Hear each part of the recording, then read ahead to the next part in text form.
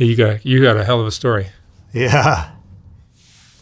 Well, we'll get into it here. Where'd you grow up, Owen? I grew up in Redondo Beach, in Right the here South in Bay. Suburb of LA. What was your family like growing up? I grew up in a broken family, I would say. My father and my mother got divorced when I was about 8 years old. So I grew up just living with my father. My mom took off with my little sister, and they parted ways. And Why did you stay with Dad? I stayed with Dad because I was already established in the community for the sports. I was playing volleyball and basketball and soccer. So my dad's like, you know what, I want to keep him here. He's already has a group of friends, and he's already in AYSO soccer and playing basketball for a club team. So let's keep him where he's growing up. And how would you describe your childhood in general?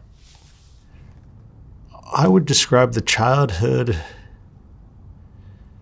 as a bit sad. You think of kids that need to be with their family. Obviously nowadays you see so many broken homes, but usually the father's leaving, not the mother. So when my mother left, it was hard for me. I'm thinking, what did I do wrong? I've been making my bed, I've been getting good grades, I've done everything a mother expects from their child, and for her to get up and leave, at a young age, I didn't realize what it was over. I thought it was me, but it wasn't me, it was my father.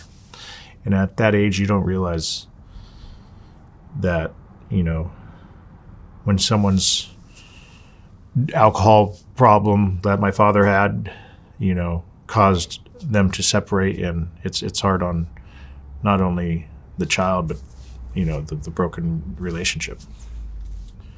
And you got into sports seriously? Yeah, I remember my dad. I was so sad that day she was leaving. I was like almost bawling my eyes out on the porch, and she leaves in the station wagon. I'm like, Pops, what's going on? Why is she leaving? And my sister's in the back with her stuffed animal and her blanket, sucking her thumb, and tears are coming down her face. And I'm like, man, Pops, what's going on? I'm crying now, and he's like, son, we don't cry in this house, so let's go to the beach right now. We're going to play some volleyball. We're going to surf. We're going to get your mind off of this. And that's where it kind of all began. I started playing volleyball. Volleyball became my life. And my dad broke it down. He said, son, I can't afford to send you to school, so you need to get a scholarship. And he goes, that's what we got to do if you want to go to college. And I remember my dad was my best friend, so I was going to do anything and everything I could do for Pops. Because growing up, watching him play volleyball, watching him work a 9 to 5, I wanted to make him proud. So whatever it took, if he said I needed to help and provide my way to college, I was going to do that.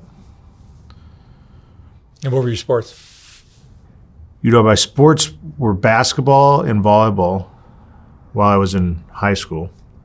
I became volleyball player of the year for Daily Breeze, and I was top 50 in the United States for volleyball magazine. So Was it beach volleyball? I was a beach volleyball guy, but in college, the only way you can get a college scholarship is through the indoor. So I became an indoor player at Redondo High under Tommy Chaffins, and I learned the indoor game.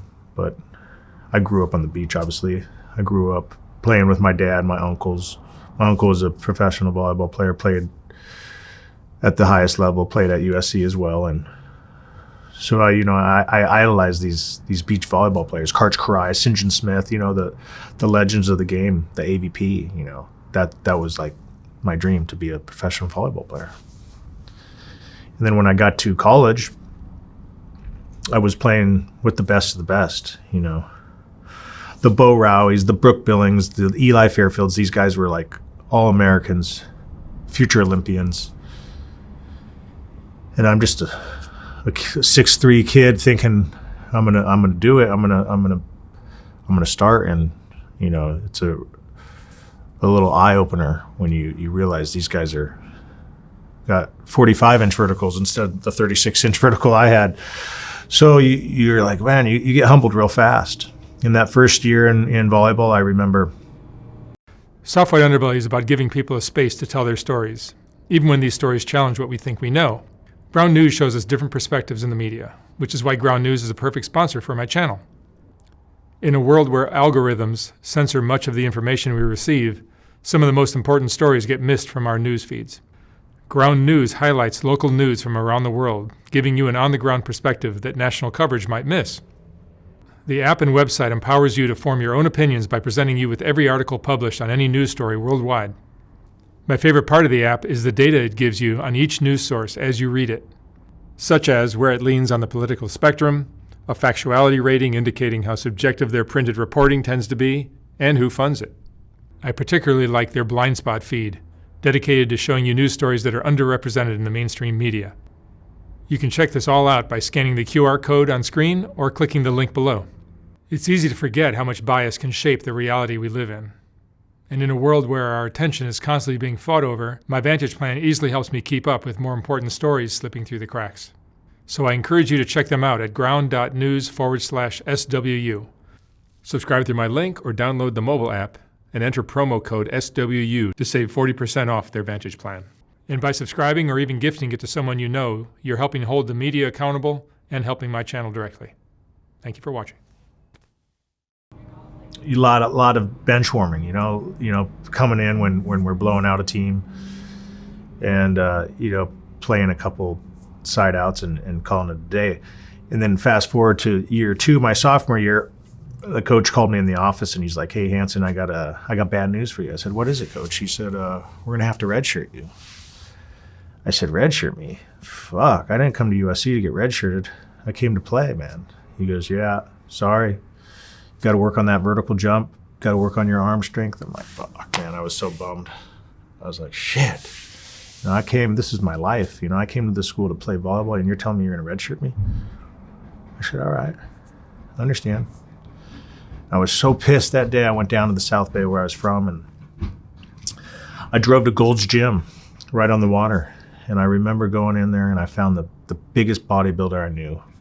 And I went in there and I said, "Hey, man," I said, "they fucking redshirted me." I said, "My coach said my arm strength needs to be stronger. He told me my vertical jump's not high enough." I said, "Can you give me some advice, man?" I said, "Some quick advice." I said, I got 3 months. I'm going to train as hard as I can. I want to come back to that coach and show him that I've improved." And he says, "I could suggest a few things that would be illegal, but if you're willing to take that risk." I said, "Fuck yeah, I'm willing to take that risk." I said, "What are they?" He says, "We're going to have to get you on some performance-enhancing drugs, some steroids." I said, "Well, where do I get them?" He says, "Well, do you have money?" I said, "Not really." He said, "Well, if you don't have money, the best bet is for you to drive down to Tijuana and go to the Pharmacia." I said, "Fuck, the Pharmacia, huh? I've never been to Tijuana. I've never, crossed that border, and you want me to go to Pharmacia?" He started listing all these performance-enhancing drugs: growth hormone, Winstrol, Anavar, Deca, testosterone, cypionate, stuff I've never heard, but I'm writing them all down. And I said, all right, I guess I'm going to Tijuana. So I remember calling a friend from Redondo Beach. I said, "Hey, Spanks, you want to go down to Tijuana with me?" He was Mexican, so I figured I might as well bring a Mexican with me so we can speak a little Spanish down there. And he says, "Yeah, why not? Let's go." So I got in this car. I had my grandfather's Toyota Camry he gave to me when he passed. It was 1989. And I got in that car and I drove down to the Tijuana border. And I remember getting there and I go to this Pharmacia that the bodybuilder told me about. I wasn't sure if I was at the right spot, I'm like looking up and I get in there. There's like 6 bodybuilders in there. I go, okay, this is the spot. And I give the lady the list. She goes, "Yeah, we have all that." And I was like, oh fuck, how am I going to get it back? This is illegal, So I'm thinking, man, well, I got my compressor shorts on from USC volleyball. I said, "Do you guys have any maybe like some kind of tape or gauze I can use?" And she gave me some medical tape and some gauze. And I'm like, okay, well, I don't think they're going to check my privates, so I'm gonna tape up. So I'm strapping it up and I'm taping it on my legs and wrap the gauze around and pull up my compressor shorts and I go to my boy Spanks. I go, how do I look? He goes, what do you mean? I said, can you tell I got anything on me? He goes, no, you look fine. So we went to Papa's and Beer, had a couple drinks and some tacos, and I calmed the nerves. I said, well, let's go back across the border because I'm kind of nervous and I want to get this over with. So we walked back across, and I remember the customs agent said, are you guys bringing anything back? And I'm thinking to myself, fuck, I'm about to lie right now. I've never lied in my life. You know, my dad's taught me very strict morals and ethics. And I told the officer, no, I'm not bringing anything back. He says, come on back. Welcome to the United States. And right then and there, Mark, I remember, I still have goosebumps right now as we talk about it. I said, wow, what a rush that was. And that was the first taste of illegal activity for me. That's where the smuggling began at a young age. And that rush is what I chased all the way until I became an international drug kingpin. And I just wanted more. I wanted that feeling was better than any spike I've ever hit, any wave I've ever caught, any 40-yard dash I've ever ran. That feeling right there was euphoric. And I chased it for the rest of my life until I landed in federal prison. Did you get back on the team? I didn't get back on the team. So I started taking the sauce, man. As soon as I got to my college dorm, I started injecting. I mean, they test for that, right? They do test for it, but I was off the team, so I didn't care, right? My idea was I'm going to get on the sauce, and as soon as we get tested, we usually know we're going to get tested right after summer's over. So my idea was get on the sauce, get big, get that strength, get that vertical jump, and then just stop and make the team again. So I'm in the weight room training with all the athletes at USC, men's volleyball, men's basketball, men's football, water polo, women's. I'm in there, I'm pumping iron. I'm taking 225, 2 plates, and I'm bench pressing it like we got 2 feathers on each end, like it's nothing. This juice is starting to really make me strong. What were you taking? I was taking Winstrol, I was taking Anavar, I was taking testosterone cypionate, and I was taking growth hormone. I've never taken any of this stuff. And I just started getting vascular, and my muscle reaction, my speed was fast, my arm strength was, man, I felt like Superman, I really did. And I remember one day I was just bench pressing and doing some vertical jumps off the box jumps, and one of the strength and conditioning coaches, Coach Char, who was not only the strength and conditioning coach for the volleyball team, so he knew me, he was also the strength and conditioning coach for the football team. And he came to me, he says, Hanson, what are you doing, man? I said, Coach, you heard the news, man. I got redshirted. I'm just working on that vertical jump, and Coach says I got to work on the arm strength. He goes, Hanson, you look like a fucking football player right now. He goes, why don't you try out for the football team? I said, Coach Char, I've never even caught a football, let alone know anything about football. I said, my father and mother said it was a dangerous sport, and there's no way in hell you're playing it. So I said, but guess what, Char? I'm an adult. I'm 19 years old. So guess what? What do I got to lose? And I said to myself, fuck it. Like, Dad, you can't yell at me now. I'm in college. And Mom, you can't get mad because guess what? I'm an adult. You guys can't tell me what to do anymore. So I said to myself, when I got back to my dorm, I told my college roommate, Charlie Witt, who's on the volleyball team, I said, you know what? I think I'm going to try to walk on. I said, I've never played the sport, but they asked me to show up to practice.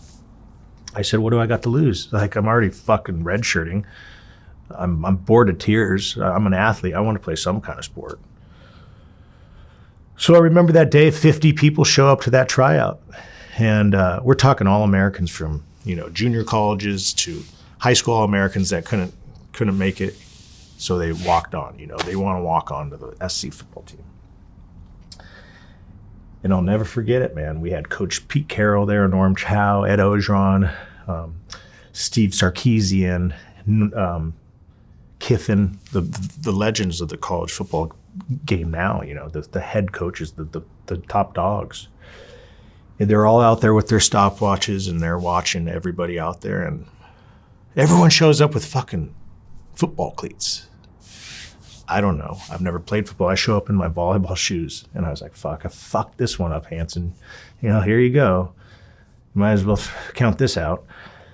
But I remember the first couple drills, some cone drills, stuff I've already done. And it was simple for me. It was any athlete can do it, And then I remember they did the vertical jump where you jump and see how high, and it was like 36 inches, 37 inches, and the third one was like 38 inches. So you're starting to see the coaches like kind of like whisper, like, who is this guy? And then they had Steve Sarkisian throw a few routes to everybody, and I think they threw 5 balls, and I caught 3 out of the 5. First time I've ever caught football. So I was like, okay, well, I'm all right. I'm over 500 right there. So let's see what's next. And it was the 40-yard dash. And I said, I'm pretty fast right now. This Winstrow's got me where I need to be. I said, I'm lean, I'm strong. I said, let's do it. So I'm like the second to last guy. Everyone's already ran, and you got all the coaches with their stopwatches. And I get down on my 3-point stance, and I'm just like, and they're boom, 4.6, and everyone's looking at like, this Coach Carroll's like, send him back. He there's no way he's 4.6. This guy's 240 pounds. There's no way. Send him back. Do it again. So they get me back, and I'm like, fuck, I got to do it again. I'm out of breath. I'm like, fuck, I got to go again. And they're like, come on, Hanson, go again. So I get down in my stance again. I'm like, bah, bah, bah, bah, bah, bah. Boom, 4.62. They're looking at the stopwatch, and they're like, holy shit. Now you see everyone talking.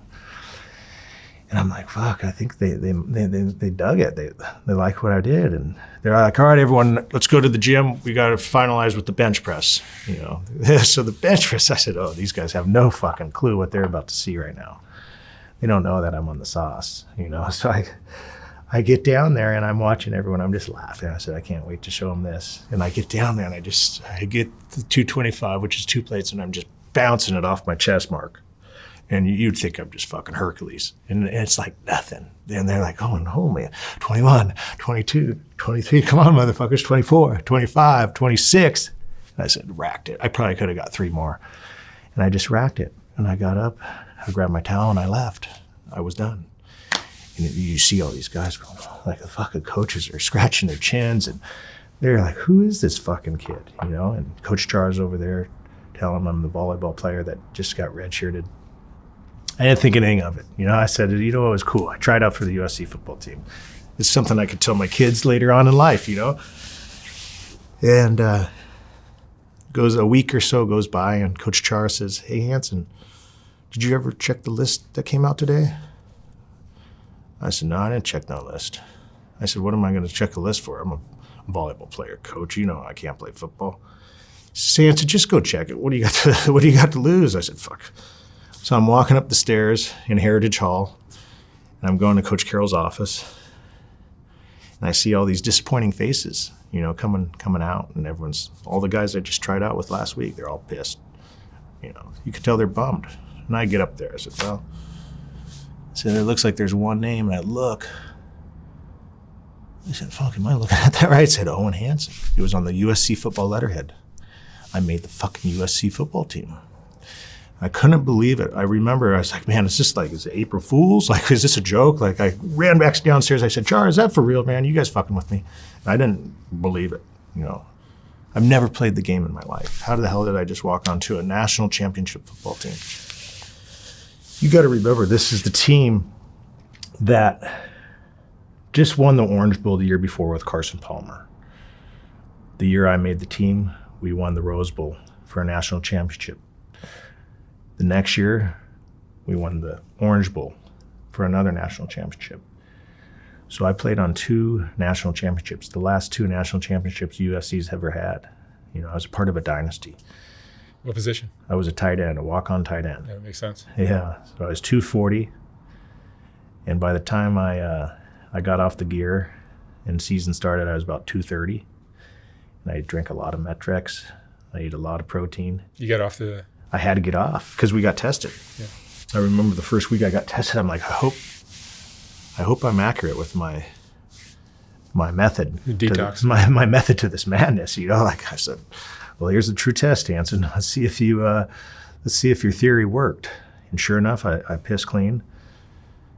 And the rest of the season, I had to stay clean. The next 3 months, I just ate like a pig, Training table, You dropped some weight, probably. I dropped some weight, but I remember training table, it's all you can eat. Lobster, steak, potatoes, yams, sweet potatoes, everything you can imagine. And then right after you eat, you got Coach Jar giving you protein shakes.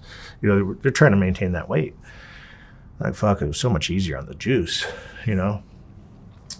So I made the team, I'm not saying I was some stud tight end. I played behind Dominique Byrd, who was an All-American, Alex Holmes, Greg Gunther, Fred Davis, who was an excellent player in the NFL.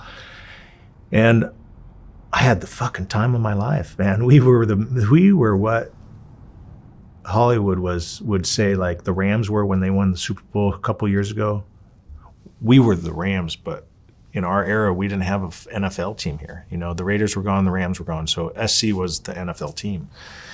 And everywhere we went, we got that red carpet put out. I remember going to Club LAX with Liner and going to the Soho with Reggie Bush, and we were the man in Hollywood, man. We had so much fun, and it's something I'll never forget. I was definitely the black sheep of that team, but it was kind of kept in the dark because people knew what I was doing, and people just kind of looked the other way, and we had a good time. And we partied hard, and we won football games, and a lot of us went to the NFL, and myself, I chose a different path in life. Tell me about that. So as soon as I graduated from USC, I got that alumni job. I finally said, you know what, I utilized the performance-enhancing drugs to help with the athletes. I utilized selling little recreational drugs to help pay for my school. I had to. Were you selling to? I was selling to the fraternity brothers. I was in a fraternity, so I'm selling grams to my fraternity brothers because. Not the teammates. No, not to the teammates. My fraternity brothers are paying $100 a gram for something that cost me $15 back home in Northside Redondo. So I went to the Serranos, who I grew up with because I grew up in a Serrano neighborhood, and I said to my homeboys, Scrappy, can you do me a favor? I said, I'm at USC where these guys are buying that little bag of that white girl for $100. I said, what do you say? I come to you, you front it to me. I'll pay you a little extra because you're going to take the risk. But let me do something. Let's see what we can work. And he's looking at me like, are you crazy? You're going to the best school in the United States. We were Time Magazine School of the Year that year. He says, are you fucking nuts? He says, you're willing to jeopardize your education? I said, Scrappy, everyone around has American Express black card. They're driving Mercedes-Benz, BMWs. I said, I have nothing. I'm driving my grandfather's 1989 Toyota Camry. I've never felt so humiliated in my life. I can't even take the sorority girls out to dinner, let alone have a cocktail with them at the 901 Club. He's like, well, man, I don't want you driving with it, so guess what I'm going to do? I'm going to deliver it to you. Where are you going to be at? I said, well, listen, I got the fraternity house Beta. I said, right on the corner of Hoover and 28th Street. Maybe you could just meet me there and we'll just do a quick transaction. So the next day he shows up and he gives me a styrofoam container. I'm thinking, what is this, like a burger and fries, And I open it up and it's 8 ounces of pure cocaine. I'm like, wow, fuck yeah. So I remember he's like, here's your scale. He's like teaching me everything right there in this car he has. I'm like, man, I'm kind of a little stressed about this. He goes, don't worry, you're going to do fine. Here's the scale. Here's the gram bags. You weigh it, you tear it, you measure it. It's 1 gram. He says, what's the market up here? I said, they're selling them for $100. He goes, undercut the market, $50. He says, you're getting it for 15. You're still making 300% markup. I'm like, 15, 30, 45, you're right. I said, $50. That's what we'll do. So I remember the week before Rush Week, which is a big week in Fraternity Row, I was playing football. I had double days in the morning. I had practice in the morning. At night, we had film. And I told my fraternity brother that I was living with at the time at the Beta House, I said, I got a business proposal for you. I said, I know you like doing that white girl. I said, I know you enjoy partying. I said, what if I give you 50 gram bags already laid out. I'm going to keep them in the sock drawer. And your job is to just handle only our fraternity. We're in a bubble. You got to remember, there's 300 guys in this fraternity house, and no one's coming in. It's not like the police are coming in there. I said, just handle our guys in our fraternity. They want a bag, $50. I said, every 20 bags you sell, I'm going to give you 1 gram on the house. And he became my number one sales agent. You know, he was selling so many grams. I said, I came back from practice, and he goes, we have a problem. I said, what kind of problem is that? He goes, we're out. I said, we're out. I said, that's a good problem to have. We just went through 8 ounces in one night. He goes, yeah, guys from all over, the SAEs were coming over, the Tri-Delts, the sorority girls, the Phi Psis, the Delta Gammas. I'm like, holy shit. I said, I think we're on to something. And right then and there, I knew it was illegal what I was doing, but at the same time, I kind of got that rush that I had when I was crossing that border, coming back, doing something that I knew I shouldn't have been doing. And I kept telling myself, well, at least this is going to help pay for my school. This is going to help take that pretty girl out. This is going to help maybe purchase a new vehicle so I don't look like a bum driving my 1989 Toyota Camry. And I said, let's just keep it going, you know? And it snowballed, no pun intended, Mark. It got so out of control. I had people coming all hours of the night, 3 a.m, I'm sleeping, they're knocking on the door. Hey man, can we get another bag? Hey, do you got any ecstasy? I'm like, I don't got ecstasy. Do you got Xanax? I don't got Xanax. You got Adderall? I don't got Adderall. So guess what? I said, they're always asking for this. I said, why don't I get it? Why don't I provide this black market concierge that no one has the balls to do? Everyone sees these preppy kids that are scared. You know, they're scared of their own shadow. They're not going to go buy a legal gram of cocaine on the street or some Adderall or some ecstasy. I said, I'm going to provide it all. Fuck it. So I went back down to that border. I got Adderall. I got Xanax. I called this homeboy Scraps up. I said, Scraps, I need some fucking ecstasy. I said, I think I got a market for those. He goes, yeah. He goes, I'll drop you off a boat. A boat's 1,000 pills. I said, no problem. Next thing you know, he drops off more cocaine. He drops off a boat. And I'm looking at myself going, what are these going to cost? He's like, those are $3 for you. $3? They're selling them for 20. So I'm doing the numbers again. I'm like, 3, 6, 9. I said, holy shit. This is like business 101. Like, this is a no-brainer. Percentage-wise, I mean, this is what we're going to school for. So next thing you know, I'm finally like, I'm printing money at USC. I'm like, damn, this is cool. I'm starting to become the man. You weren't using. And I wasn't using. You know, don't get me wrong. If we had a party, I would do some blow, but very rare because I was playing sports. You were on the team. Yeah, I was on the team. I couldn't. We're getting drug tested. So I was like, okay, I think I found my niche. You know, no one else has the balls to do this. I'm this kid that has big balls. You know, yeah, you know, I want to stay here forever.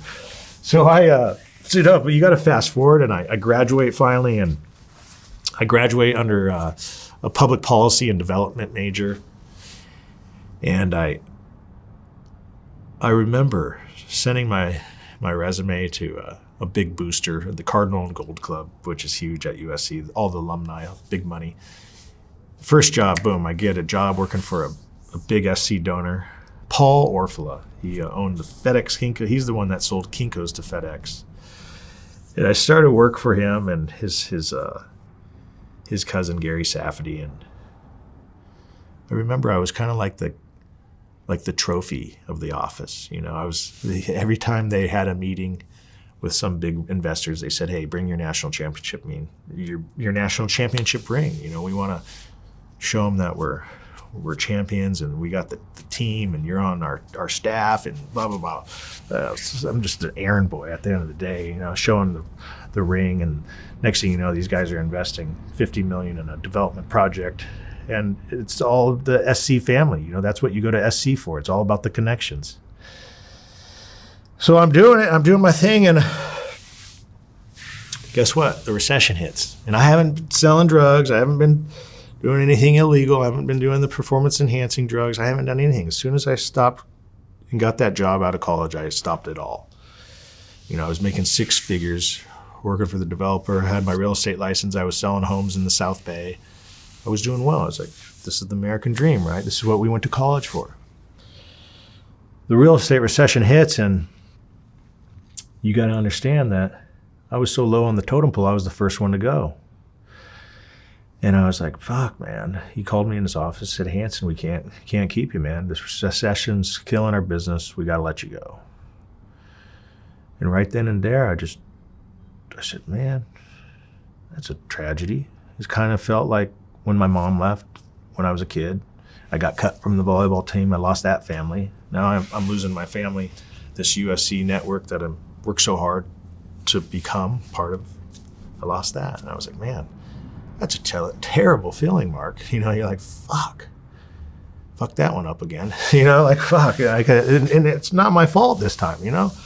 Just like the first time wasn't my fault. The second time wasn't my fault. But it's all about resilience. It's all about what you do next. And that's what I've been good at my whole life, Mark. And I needed to find a temporary fix until the market came back up and I'd get back into the real estate. And I remember reaching out to my dad, my best friend, and I told him the news, and I was so sad. Like, I was like, man, what is he gonna say? He's gonna be so disappointed. You know, I just lost my job. And I said, Dad, I just need a favor. It's a temporary favor. I said, you know, I don't ask favors. I said, Tony, your Italian buddy, what do you say you just ask him if I can maybe tag along with him? He has a sports book. He's a bookie, you know?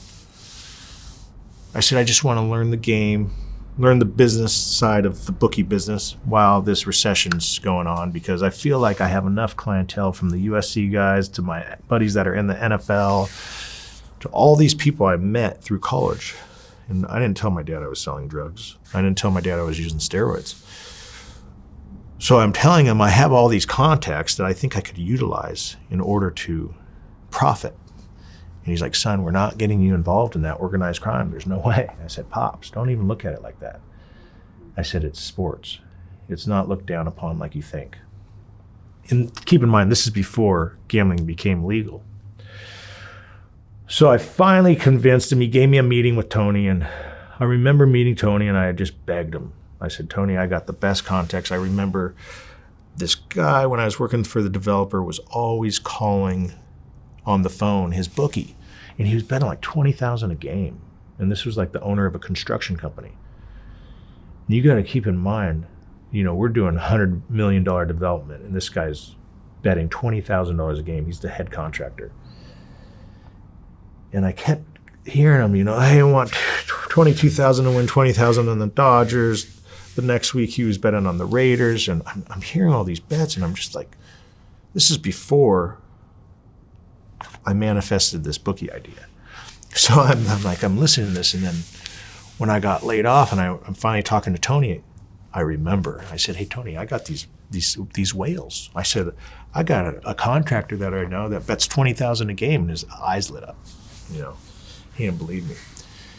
He goes, youngster, if you have that, you're going to do well. So I finally convinced him. I said, just give me a percentage of whatever you can. He said, okay, I'll give you 20%. Set up your players, and whatever you bring in, whatever they lose, he said, whatever they lose net-wise, I'll give you 20% off the top. So if they lose $100,000, I'm going to give you $20,000. So I'm going to all my SC contacts, my fraternity brothers, my old teammates. I'm going to everybody I learned. I'm going to everyone I met through my network at USC. And I come back and I'm setting up all these players, writing it down. I'm showing Tony all these guys. He goes, now the fun part. He says, they got to play. We're giving them a line of credit. We're not asking for them to post up money. He says, but they got to lose. And then the fun part is you got to collect it. I said, they're not going to stiff me. I said, I'll make sure I collect it. Don't worry about that. First week, that contractor I was just talking about lost $30,000. And like 6 of my other guys that were in the fraternity lost a combined like 15. So I was like 45,000. One guy won one guy won 5. So net, it was $40,000 I had to bring to the house. I brought it on Monday. Tony's like, holy shit, that's pretty damn good your first week. He gave me my 20%. I put it in my pocket. I was like, oh yeah, now I'm starting to understand this game. So I remember going to that contractor. I'm like, hey, what do I have to do to help you, switch all your bets to my site? I noticed you're not betting like you were when you were working for the developer. I said, why don't I offer you 10% off your losses? Little did he know I was making 20%. So my idea is I was going to offer him 10% off his losses so he could bring all his customers or all his business to me instead of bet with his bookie and bet with me. And he goes, yeah.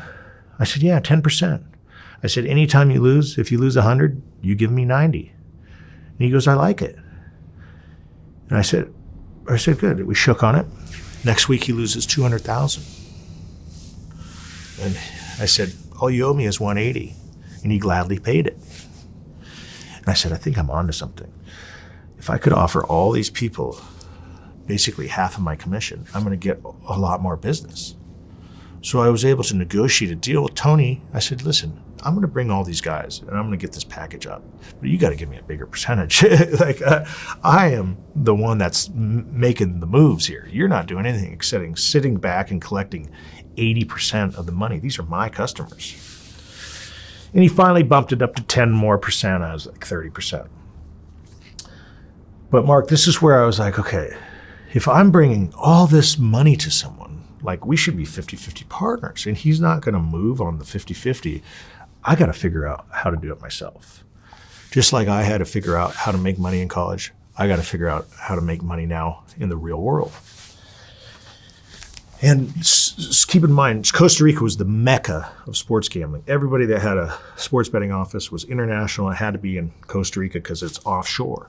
If it's offshore, it makes it that legal area because you're calling an offshore account. Your money's being paid over there.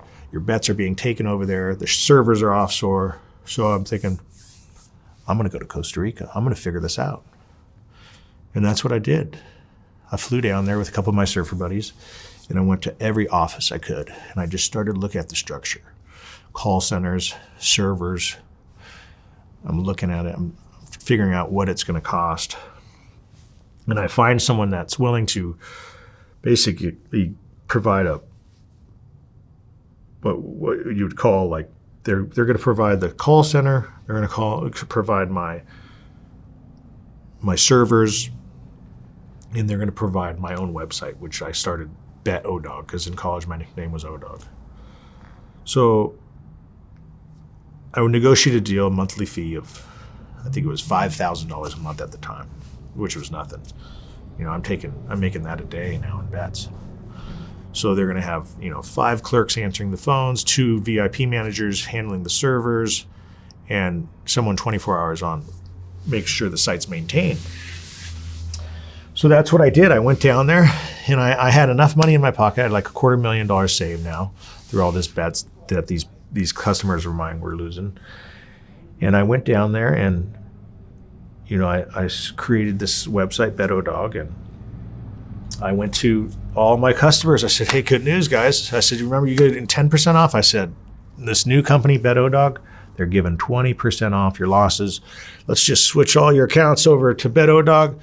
We'll keep the same username, same password. So all you guys have to do is type in betodog.com. Everything stays the same. Your balances have been transferred. So I went to Tony. I said, Tony, I'm sorry. No hard feelings. Thanks for getting me started. But this company over here, Bet O-Dog, is where it's at. Little does he know, I'm Bet O-Dog.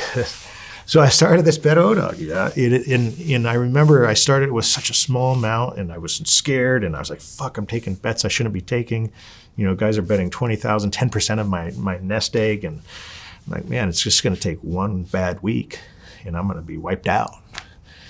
And I remember it was NFL in the first couple weeks, boom, 300,000 I collected, 400,000. Next thing you know, my business started to expand.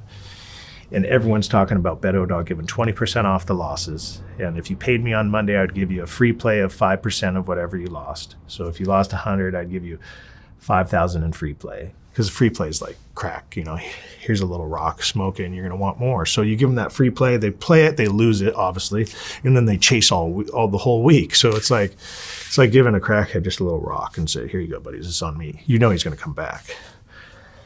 So that's what I did in the gambling business, and I learned that if you treat your customers like Las Vegas does. You entertain them, you provide them a nice dinner, you get them drinks, you take them out with some beautiful chicks. Guess what? They're always going to come back because they like that experience. And I provided this Las Vegas experience that no one was providing in LA. I brought Vegas to you. So if I had NFL players that were playing on the road, I'd bring my crew. I'd have some hot girls. I'd have a VIP host. I'd have the sports book. Oh, you want to bet on blackjack today? No problem. I have an online casino now that has blackjack that is a live dealer. So you don't have to go to Vegas. It's live. You're seeing the person right there in front of you on your site, on your computer. You can tip them. You want a $1 extra, have her take her top off. She's in Costa Rica. She takes her top off for $1 extra on each hand. So the business is starting to boom. People are talking about, man, he's got dealers with their tops off. He's giving 20% off on free play. He's giving you 5% free play, 20% off your losses. Everyone's like, man, bet O-Dog, bet O-Dog. I became this international name. And it just snowballed. It got so big, I started taking bets from Mexico. I started taking bets in Peru, Costa Rica. I went international, Australia. And I remember I had this agent that lived in Orange County. And he says, I got a VIP customer that's going to deal with all cash. He's like clockwork, but he wants big limits. I'm like, well, you trust him? He goes, oh, I trust him. And you got to remember, I was so ambitious at the time. I was willing to take anything. I had big balls. I didn't care how much. You want to bet $500,000 on the Super Bowl? I was going to figure out a way to take the bet, even if I was going to offset it with my old company, where I could take half of the bet and bet the other half over here. I wanted that person that was betting with me to feel like I was the man the whole time, so they would never leave. So if a guy said, I want to bet $500,000 on a Super Bowl game, guess what? I'm going to take the $500,000 bet, but little does he know that I'm laying off half of it over here with a bigger outfit. So I just started to provide that service, and this agent of mine, which is a sub-bookie, he had a lot of clientele out of Mexico. And he said, I got a client. He's a bad motherfucker. He pays, but he expects the same. I said, bring him. He's like, he's VIP. I said, I've heard it before. Bring him. Like, I'm not worried about it. It's VIP. What's that mean? Like, we got to wine and dine him? Like, whatever we got to do. So the first week, the guy loses $250. He brings a duffel bag. Boom. I gave him his half. I think it was $200 or $250. It was around that number. I gave him his 50% commission because this was a big agent. He had like 75 players with me. Next week, same thing. He loses, I think, like $300,000-400,000. Boom. Give the agent his half. I take my half. And this guy's just a donkey. He can't hit the side of a barn. He can't win a sports bet. So I'm like, you got a VIP client, man. Whatever he wants, let him know. If he wants to come into Madeo, Mr. Chow's, we got him. Like, what does he want to do? He's like, no, he's not coming to the U.S. So I'm thinking, who is this guy? Finally, he wins. He cracks me. He hits a 5-team parlay on a Sunday night. He needed the Raiders. And we go to pay him out. I think it was like $225 or $250. I called the agent. I said, buddy, get here Sunday night. Your guy's going to win. And guess what? I need you here. I got the duffel bag ready. I want you to pay him on Monday morning, 8 a.m. right when he wakes up. I said, no exceptions.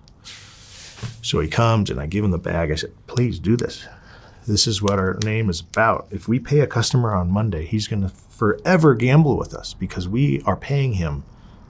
No one does that in the sports betting industry. Usually a guy slow pays you and waits till Thursday to pay you because he wants to collect all the money from the losers. So I made sure we paid him. Come Monday, he pays him. Boom. He's like, dude, my uncle was so happy. I said, your uncle? He goes, yeah, I didn't tell you, but that's my uncle. And he was so happy. I said, well, that's good. He was so happy he wanted me to give you this phone. I'm like, a phone? It was an encrypted BlackBerry. I said, what's this? He says, there's no microphone. There's no GPS. He says, it's just connected to my uncle's server. I'm like, oh boy, what have I gotten myself into? He said, my uncle's so happy he wants to communicate with you, but he's only going to communicate with you on this. I looked at it, BlackBerry, huh? So I'm opening it. Here's the password. He gives me a piece of paper and I enter the password. And the first line was, Wedo, I like how you work. I'm like, oh boy, you're speaking Spanish now. So I said, oh, muchas gracias. I've dated Latina ladies my whole life. I know how to speak Spanish. So I said, oh, muchas gracias, mucho gusto, senor. nice to meet you. I said, me llamo Owen. Yo soy de Los Angeles, un bookie de betodog.com. He's like, bueno, you do great business. He says, you have a lot of money in the United States, I can tell. You paid me like clockwork. He's telling me this, like I paid him on time. Yeah, that's how I run my business. I'm very punctual. I do things the right way. I'm explaining this to him. And he says, listen, I have an offer for you. He says, I have stash houses all throughout the United States. I need money dropped off here sometimes. I need it over in San Bernardino. I have a stash house in Corona. I have people in North Carolina that work for me. I'm thinking, okay, what do you need? He's like, sometimes I need like 50, 100,000 over here. I'm like, oh, that's easy. I got agents throughout the United States now. Bet-O-Dog's international, but nationwide mostly. So for me, it's just a phone call. Like, hey, Johnny, can you drop off 50,000 in North Carolina at the Starbucks? And the catch was this. Every time I dropped off money for, we'll call him El Jefe. Every time I dropped off money for El Jefe, he would give me 10% of whatever I dropped off. So I'm making 10% a day, Mark. If I drop off 100,000, guess what? I just made $10,000 for doing nothing. I mean, what bank pays you that? So next thing you know, I'm helping this guy. I don't care. He's losing so much money. Like, I'll do whatever he wants. He's the VIP. I'm helping him. I'm helping him drop off money here, there. He's happy. He's loving the way I handle things. I'm this ambitious kid, 24 years old at the time. And the $1 million question came up. And he says, hey, can you pick up some money for me? I'm like, wait a minute. I just dropped off money. And he says, can you pick up some money? I have some money in Brownsville, Texas. He says, my organization's not allowed over there, so I need you to pick it up if you could. He goes, same deal, 10%. I'm like, okay, $1 million. That's $100,000. Simple math. This is business 101, right? What do I got to do? He goes, you got to figure it out. That's on you. So I call my private jet company. He says, $2,500 an hour. I'm okay. It's 4 hours there, 4 hours back. Okay.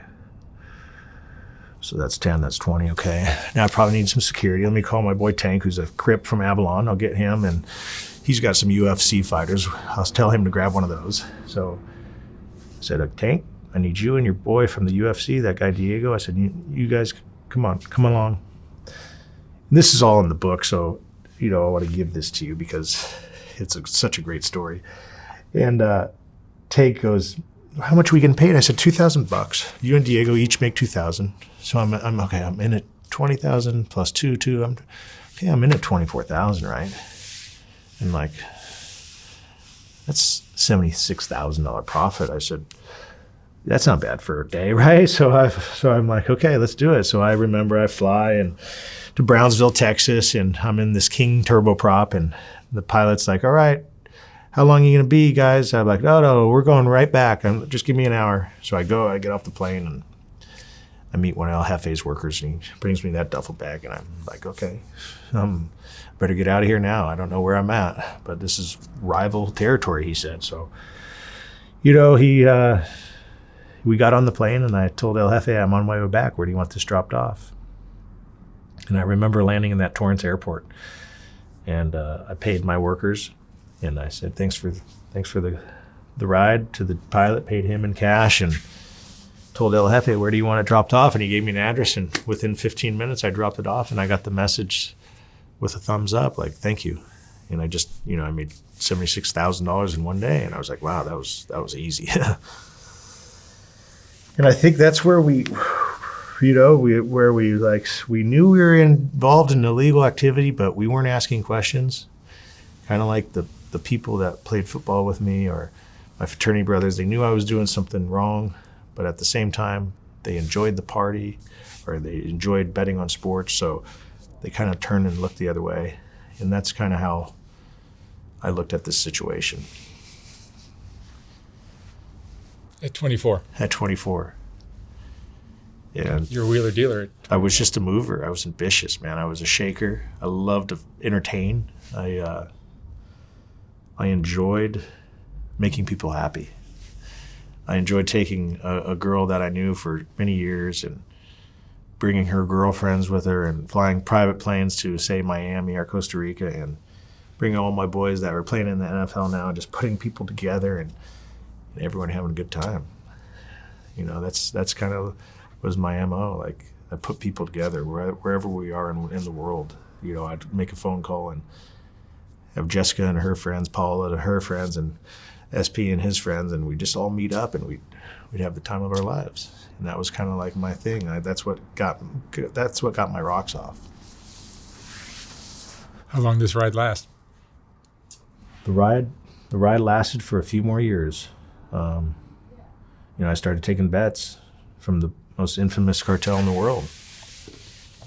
And when you're working with the cartel, it's hard to say no. You know, you're making 10%, but what if the cartel told you can make $1 million in a day? 25 years old at this time, $1 million sounds pretty good to me. You know, I came from that son of a construction worker, that broken family. So $1 million, I mean, what do I got to do for $1 million? And that's where I started expanding my portfolio, I'd say.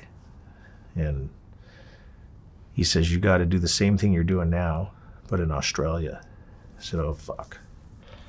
Australia. He said, do you know anyone in Australia? So I go to my Rolodex. 3 months later, I tell him I do have an aunt. I just realized I have an aunt in Australia. She's in Perth, and I have an uncle over there. They've been living there for 30 plus years. He says, Wedo, you're going to be going to visit your aunt and uncle. I'm like, oh, is that right? And $1 million a day sounds pretty good to me. And go to visit some family. This should be interesting, you know. I'm thinking, what do I got to do? He says, you got to figure out a way to sell cocaine. He says, I already have the cocaine there. I have a ton, which is 1,000 kilos. It's the best cocaine in the world. It came from Colombia. It's 95% grade. And you have to move it. I said, listen, I've never moved anything more than a gram, let alone a fucking ton. There's no way. I mean, I'm thinking to myself, there's no way, right? Like, but Mark, what have I been doing my whole life? I've been resilient. I've figured out a way to put that block into that square, because even if it doesn't fit, I'm going to figure out a way to get it in that square, because that's what I do. This is what I enjoy. I enjoy putting people together, pieces together. It's like a puzzle. Life's like a puzzle for me. So I go to my contacts at SC. I'm thinking of everybody I know. I'm really good at remembering people's background. And I remember when I was playing at SC, there was a guy on the baseball team that said his brother was in the weed game. And I remember this. This is, you know, fast forward, this is like 7 years after college, 6 years. And so I go to this contact at SC, and he's like, hey, what are you doing calling me? I said, man, you told me a long time ago your brother was in the weed game. Do you think I can meet him? He's like, why do you want to meet him? I said, I need to speak to him about something on the international level, and he might have the contact. He said, listen, it's funny you say that. My brother lives in San Diego, and his guy that was involved in the weed game, the head honcho, is actually visiting him now, and they're playing in this racquetball tournament in San Diego. I said, well, can I go meet him? He goes, yeah, the guy's really old. He's like 60-something years old. He's an Italian guy, and he's just visiting from Italy. I'm like, fuck it, let's meet him. So I go and I meet these contacts, and I told him, hey, I played football at USC and volleyball, and I know your brother from the baseball team, and I'm just kind of breaking the ice. And I heard about you, and this is this Italian gangster. You know, I'm like, hey, my name's Owen. Nice to meet you. And he tells me his name. We'll just say it's Louis. Hey, Louis, nice to meet you. And, you know, I don't know the lingo. You got to remember, I'm not a drug dealer. I'm not someone that knows, like, you can't talk about this stuff. Like, you can't just go up to someone and start talking about it. It's going to scare him. And I think I scared Louis. And Louis told me straight up, he said, listen to me. He says, we are not going to talk about anything on U.S. soil. He says, I've been involved in this business for a long time, and I do not trust the U.S. He says, if you want to come talk to me, you come to my place in Italy. He goes, I live in Naples. You can come visit me over there, but I am not talking about anything that's illegal in the United States. So I was like, okay. Louis obviously had some experience with the law, so he knows best. So old Louis said, you want to visit me, come to Naples. So guess what I did? I bought that ticket to go to Naples because I was determined. Remember, $1 million a day, Mark. $1 million a day. That was in my head. So I sit down with Louis. I said, Louis, I got a situation here. I don't know if you're involved in this game. And if you're not, just tell me now because I got to go find someone. He goes, what do you got, cousin? You know, Italians always say cousin. No, he called me nephew, excuse me. He goes, what do you got, nephew?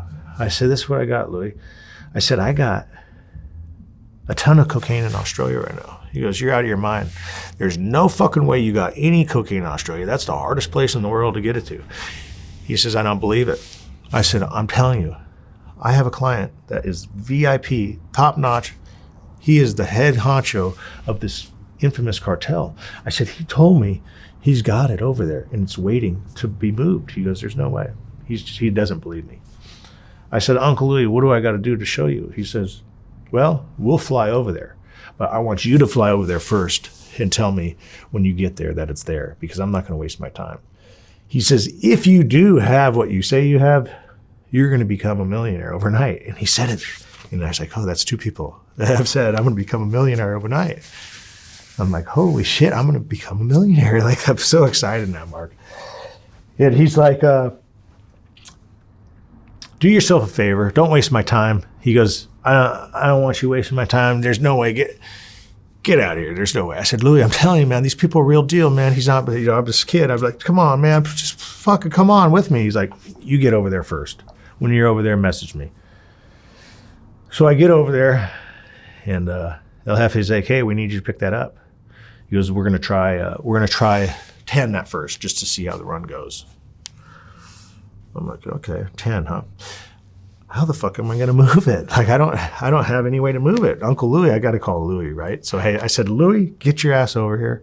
I said, we got this product waiting. He goes, give me 2 days.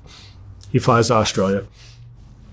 He stays in Bondi Beach, and we meet.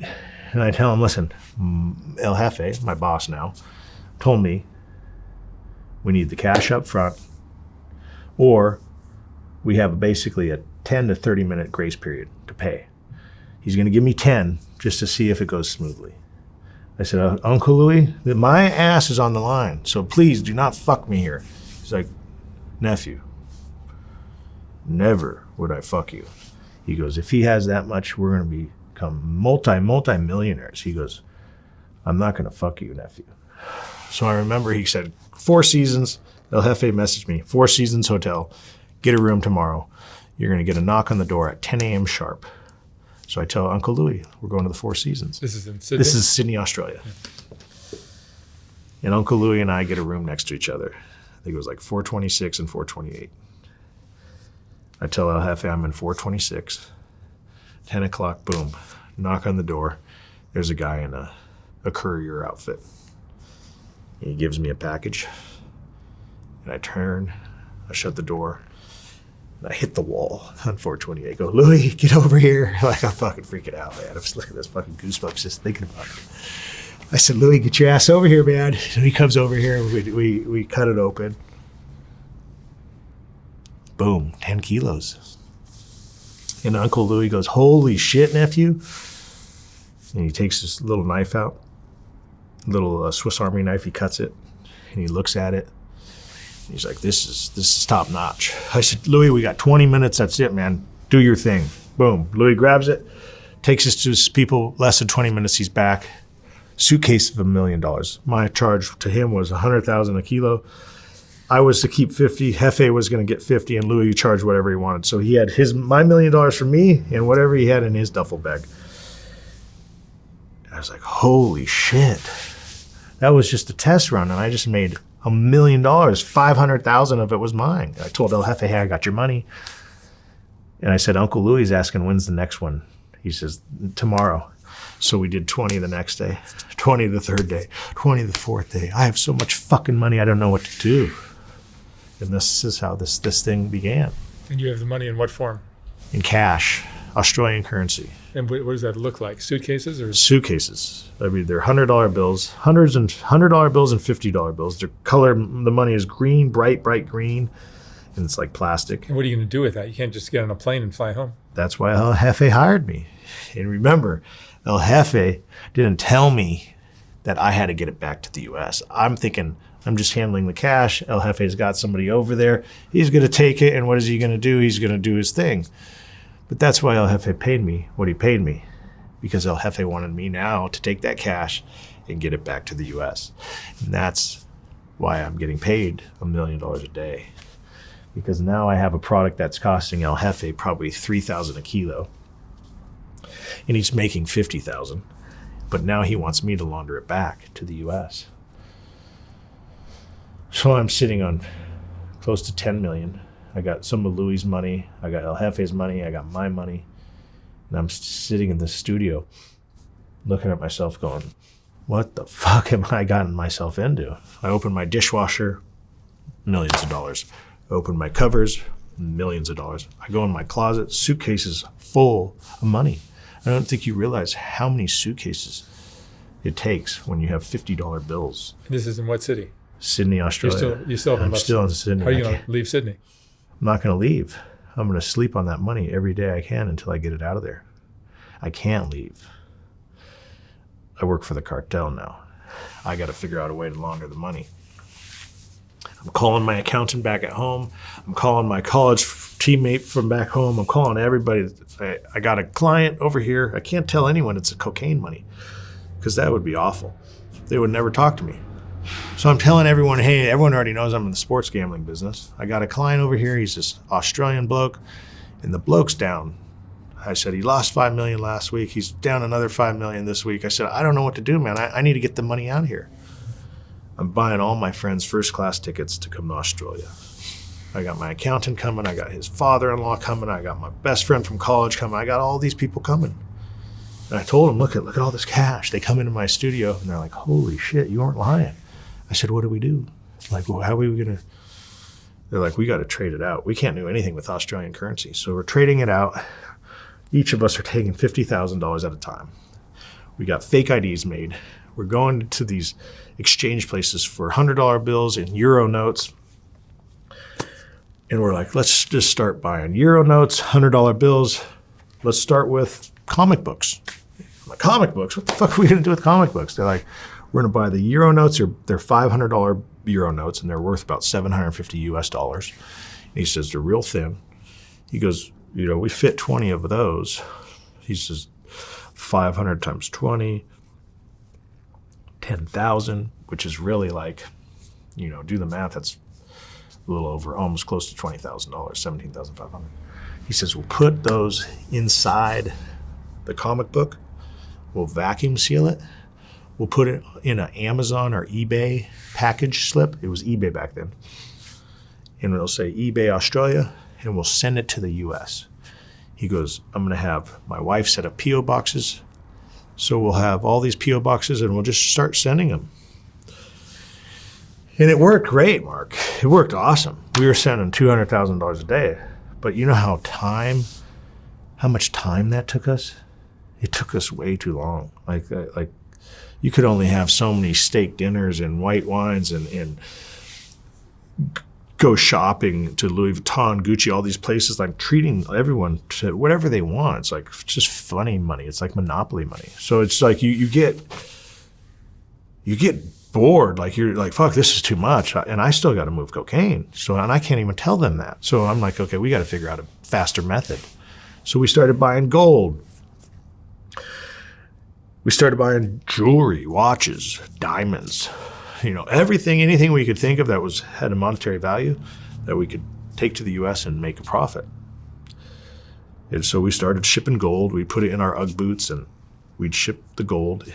We'd have these little 1 ounce rounds, and we could fit 4 1 ounce rounds inside the Ugg boot of the sole. So like your Ugg boot, we'd put at the bottom. We'd put the sole on top. We'd glue it, put them back in the Ugg box. Everybody knows the Uggs are from Australia. So why would customs even look at it? So they're getting them. We're shipping Uggs. Girlfriends, wives, everybody that we have on that side of the town is getting Uggs now. Everyone's like, hey, just wait till we get there. We're going to open the Uggs when we get home. Don't worry, that's a little Christmas gift, little early Christmas gift. Don't open them, though. We'll open that when we get there because we don't want them to open it up and be like, damn, that's a fucking heavy hug. So I just said, man, this is too much. I said, I can't keep doing this. I'm taking my whole day trying to clean this money. I got to think of something faster. And that's where I made the worst decision of my life. I hired this gambler. He was a professional blackjack player. A girlfriend of mine introduced me to him, and she said, this guy is a professional gambler. Don't worry. He's a high roller in Vegas. I know him through the Vegas casino network. He's huge, big. Everywhere he goes, he's got that red carpet rolled out, and he's the man. But you got to come back to California and meet him. Fuck. So what I do, I got on that 18-hour flight, and I flew to Santa Monica. I went to the Fairmont right here on Ocean Park, and I think that's Wilshire, and I met this guy named Robin Hood. And Robin Hood had his hat down, and he was covering his face, and he introduced himself, and I introduced myself as Junior because I didn't want to tell him my real name. I'm Junior DeLuca. That was the name of my fake ID in Australia. Junior DeLuca, nice to meet you. I said, I got an offer for you. I said, my girlfriend tells me you're involved in gambling. I said, she said you probably would know how to do this or someone that could do this.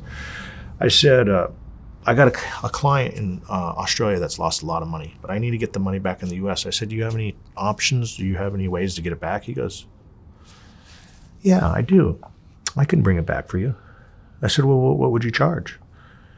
He goes, something like that, 25%, but I need a first-class ticket. I need you to get me a penthouse at the Four Seasons. He's barking all these orders. I'm like, okay, this dude's the man. I like it. Like, he knows what he's doing.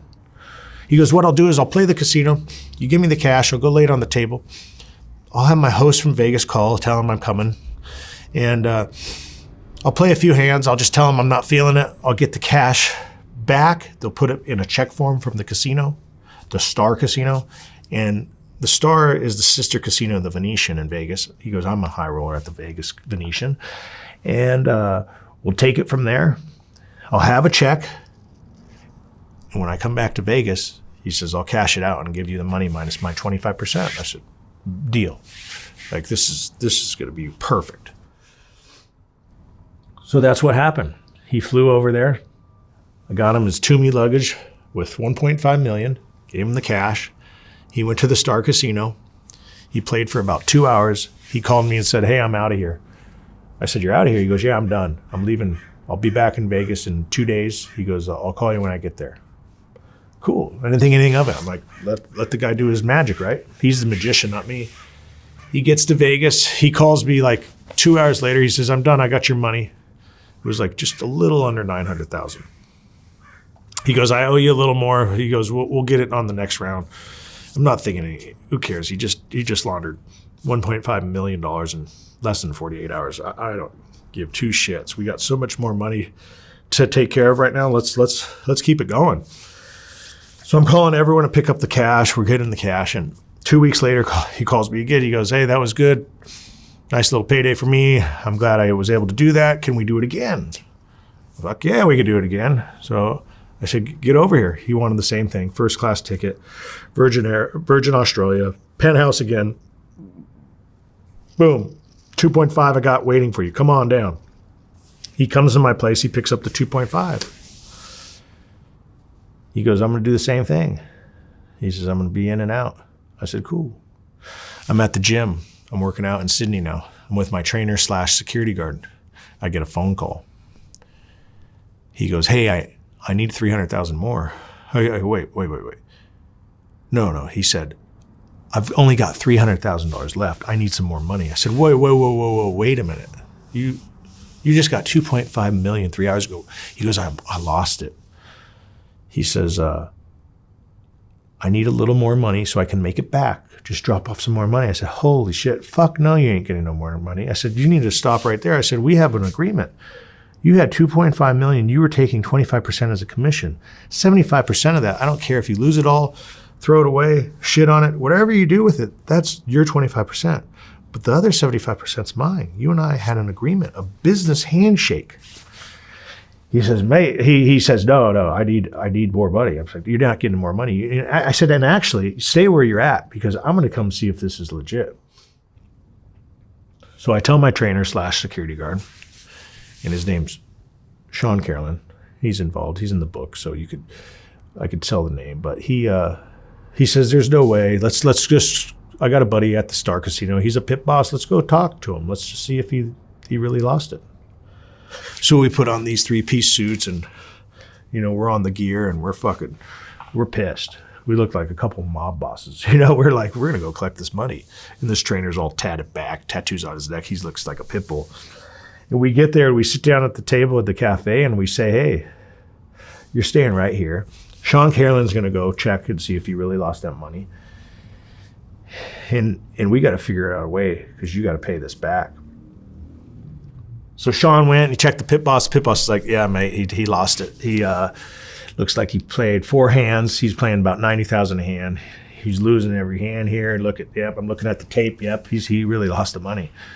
So Sean comes back. He whispers in my ear. He says he lost it. I said, oh my God. So now I'm thinking, I just lost $2.5 million of the cartel's money, and you're telling me that you want more money to make it back? I'm like, there's no way I'm not. He goes, I got $300,000 left. He goes, it's at the hotel. He says, but I need more money to make money. He goes, I need to bet bigger hands, then I can make it back. I said, I said, you ain't getting shit back. You're actually going to get the $300,000 that you have left, and you're going to bring it back. I'm going to call you in an hour. I'm going to give you a hotel room that Sean's staying at, and you're going to bring the $300, and you're going to bring your passport because you're not leaving this country until we figure out a way. What is the feeling in your stomach? The feeling in my stomach, my heart dropped because I'm thinking to myself, like, everything that we're doing right now with El Jefe is to get the money back. It's my job to do one thing and one thing only, and that is to protect his money and get it back. Remember, he's paying me $1 million a day to protect his money, to do one thing, to hold it, protect it, and get it to the U.S. So when he told me that, my heart dropped. I'm running around Sydney, freaking out. I'm sweating profusely. I'm fucking popping Vicodin now because I'm so stressed out. I'm taking Xanax. I'm drinking wine. I'm like fucking freaking out. I'm like, oh my God, what have I gotten myself into? And I was just fucking scared. I didn't know what to do. I didn't know how to respond. Should I tell El Jefe? I couldn't tell him. I'm not going to tell him. He just got his 1.5 minus the commissions, and he picked that up, so he's not going to bother me at this point. So that night, Sean and I are at my studio. I got money in there, but I want to clear some out just because I know Robin Hood knows where I'm living. So I'm like, hey, Sean, you know what? I'm going to give you, I got this bag right here. It's got 700 in it. I said, it's a perfect amount. 700, the 300 he brings you, that's $1 million. So let's take that $1 million and let's throw it in your storage unit over at your house. He lives on the farm in Penrith. And I said, just throw it in Penrith, throw it in the farm, keep it safe. At least we'll have some money over there. And we'll use it for your rejuvenation center. He had like a TRT center where he sold peptides and testosterone through a doctor. So I was like, I'll invest. Okay, so just take that money and put it in the farm. So he's all right, mate. So I'm going to go back to the hotel. I'm like, all right, cool. You got your room, 1326 at the Hilton. It's off of George Street. Go handle that. As soon as he gets there, just put the money away and get on your bike and get back to Penrith. He goes, no problem, boss. So half an hour goes by, nothing. I'm calling Sean, he's not answering. I'm like, fuck. I got robbed by my own fucking security. I'm calling him, nothing. I'm calling him like, fuck, what's going on? Why isn't he answering my call? Did he get me too? Little did I know, when he got to the Hilton Hotel, there was 4 New South Wales police that were waiting for him. RJ, aka Robin Hood, called the New South Wales police and said that there's a man in the room of 1326 at the Hilton that has a gun. And you guys need to go check it out. So as soon as Sean got there, they already knew who they were looking for, due to the fact that everywhere in Australia there's cameras. Every corner, every casino, obviously. So they were able to tell who Sean was. They got to that bag of 700 grand and said, we think there's a gun in that bag. Can we check it? Well, guess what? There was no gun. But they opened the bag and there was 700 grand. So what do? They grab him, book him, take him to jail. I don't know any of this is going on. I'm still calling him, nothing. It's like 2 a.m. And I finally get a phone call, and it's this lady from the New South Wales Police Department. You remember, I'm Junior. Junior, we're just calling regarding the $700,000 that we picked off on Sean Carolan. He said it's your money. Who's this? This is the New South Wales Police Department. And I said, police? And right then I knew. I was like, oh, fuck. Something happened. Something bad happened. I'm panicking.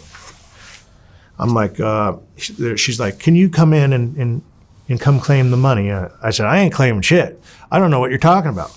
I said, I'm in Bondi Beach right now. I said, I'll come in the morning when I wake up. It's 2 a.m. So now I just lost $3.2 million in less than 24 hours of the cartel's money. I'm going, holy shit. And now they know Junior DeLuca's involved. How soon until they know Junior DeLuca is Owen Hanson? I said, I got to get the fuck out of Australia. I'm going to be a wanted man pretty soon here. Because he already told him that it was my money. He told the police that I was investing in his weight loss clinic that he had, and that I was just this investor from America. So I'm like, fuck, I am fucked. And Sean finally got out and he said, mate, I just told him that you're an investor. That's all they know. They know you as Junior DeLuca because that's how I know you. I said, man, I got to get out of here. So that's where this thing's basically went sideways. And what happens after the cartel doesn't get their money? Cartel doesn't get their money. They messaged me about a day after I land in Los Angeles, and he says, oh, why do I need you to drop off some money? And this is where I got on that BlackBerry, and I said, okay, do I lie to him? Do I tell him the truth? There's no way anybody's going to believe that I lost $3.2 million of theirs through some idiot that laundered the money just successfully, less than 2 weeks ago. So I was like, okay, what's the best situation here? And I said to myself, well, if I run, I'm going to get caught. This is the cartel. They're going to catch me like that. So if I lie, guess what? He's going to figure it out. There's already a police report in Australia. It's already on the front cover of the Daily News out there. I'm like, I can't lie. So I guess I got to tell him the truth. You hired the wrong guy. I hired the wrong guy, but I got to own up to it because I'm the man that's responsible for this. It's not the gambler's fault because he didn't hire the gambler. He hired me, Owen Hanson. So what's the right thing to do? The right thing to do is take accountability and own up to your mistakes. So I said, you know what, El Jefe, I'm not going to lie. I got to tell you something. I told him on the encrypted phone, I got to meet you in person. I said, this is something that I don't think needs to be discussed over a phone. And you got to keep in mind, I've never met this guy. And he says, meet me tomorrow. I'm going to fly in. He says, meet me tomorrow. I'm going to have my Sicarios pick you up at the McDonald's. When you cross the bridge in Tijuana, there's a McDonald's. He says, right over the bridge, there'll be a McDonald's. 1 o'clock, be there, be square. I was like, oh boy. I said, Mark, this is it. I'm out. I'm gone. I'm dead. Guns, boom, boom. I'm dead. Parents aren't going to know. I remember I was dating a girl. I wrote a little note, put it in the sock drawer just to let her know. I'm going to Tijuana. If you don't hear from me, this is where I'm at. And that day, I thought I was a dead man. I thought this is where I'm going to just get tortured. That's what the cartel's famous for, a little torture, a little slice of the neck. You had to drive down to San Diego. I had to drive down to San Diego. I didn't drive to Tijuana. I drove to San Diego. There's a Jack in the Box and it's right on the border. I parked in the $8 parking lot right there. Crossed that bridge, and I said to myself, this is it. I'm a dead man. I got there at 1. My encrypted phone buzzed. I read it, and he said, black SUV. Bulletproof. It was a Cadillac Escalade pulled up. Window rolls down. Wedo. Entrada. Come in. I come in. I open the door. The bulletproof window is very thick. You see the thick glass just very slow going up. I'm like, oh, fuck. This is a bulletproof car. I get in. I sit there. And I turn to the back. Yeah, there's 2 Sicarios with AK-47s like this in the back. I'm like, oh, man, this is it. They're going to just, you know? I'm like, oh, my God, what have I gotten myself into? I'm just fucking shaking. I'm just nervous. I'm sweating. They get on the radio. They're radioing El Jefe's drivers.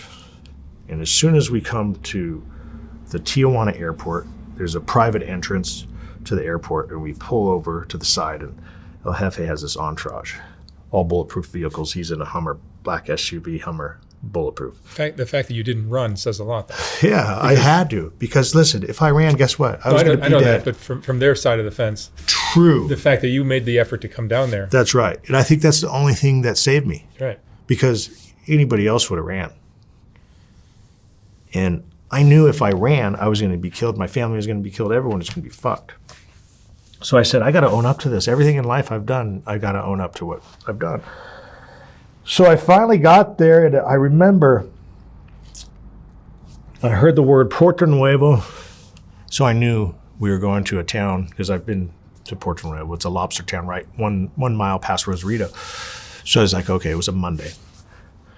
And I'm like, we pull up, the whole town's deserted. Like, there's no one eating lobsters on Monday. You know, like, I don't think anything's even open. So we pull up to Puerto Nuevo number 1, which is the original. Usually has a line out the door. The place is closed. I'm going, oh, fuck. We get in there. He has the restaurant blocked off just for him. He's got 3 or 4 Sicarios that are already in there. He's got a table with 2 Sicarios sitting down next to him. I made him introduce myself. He already knows who I am. He says, Wedo, tell me what happened. And I'm like, I'm sitting down. I'm like, man, I need a drink, you know.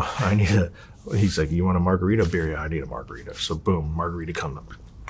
I'm so fucking nervous. I said, remember the 1.5? I said, well, it was a success. The guy did it in 48 hours. You saw how quick we got the money. I said, the same guy came back to me and he wanted to do 2.5. And I figured it was going to be an easy transaction like the first one. And I went ahead and gave him 2.5. I said, not only did he lose the 2.5 gambling, but the same day my security lost 700 because the fucking gambler called the cops. And the cops came and they picked off the 700 grand. I said, if you don't believe me, I said, Google it. I said, it's all over the news right now in Australia. It was all over the news. The Sydney Herd, everywhere. It was front cover, 700K picked off. Businessman in America. So I'm like, it's real. Like, I'm not making this up. And I was so scared. I was like, okay, like, is he gonna believe me? Like, he's probably thinking I'm bullshitting, right? Like, but I'm genuine. I'm talking like I'm talking to you right now. You know, it's so easy to tell the truth when it actually happened. So I'm telling him, and I could tell he's feeling me out. He's never met me, but he's looking at me. He's checking my posture, and he can tell I'm telling the truth. I'm nervous. I'm shaking. I'm human.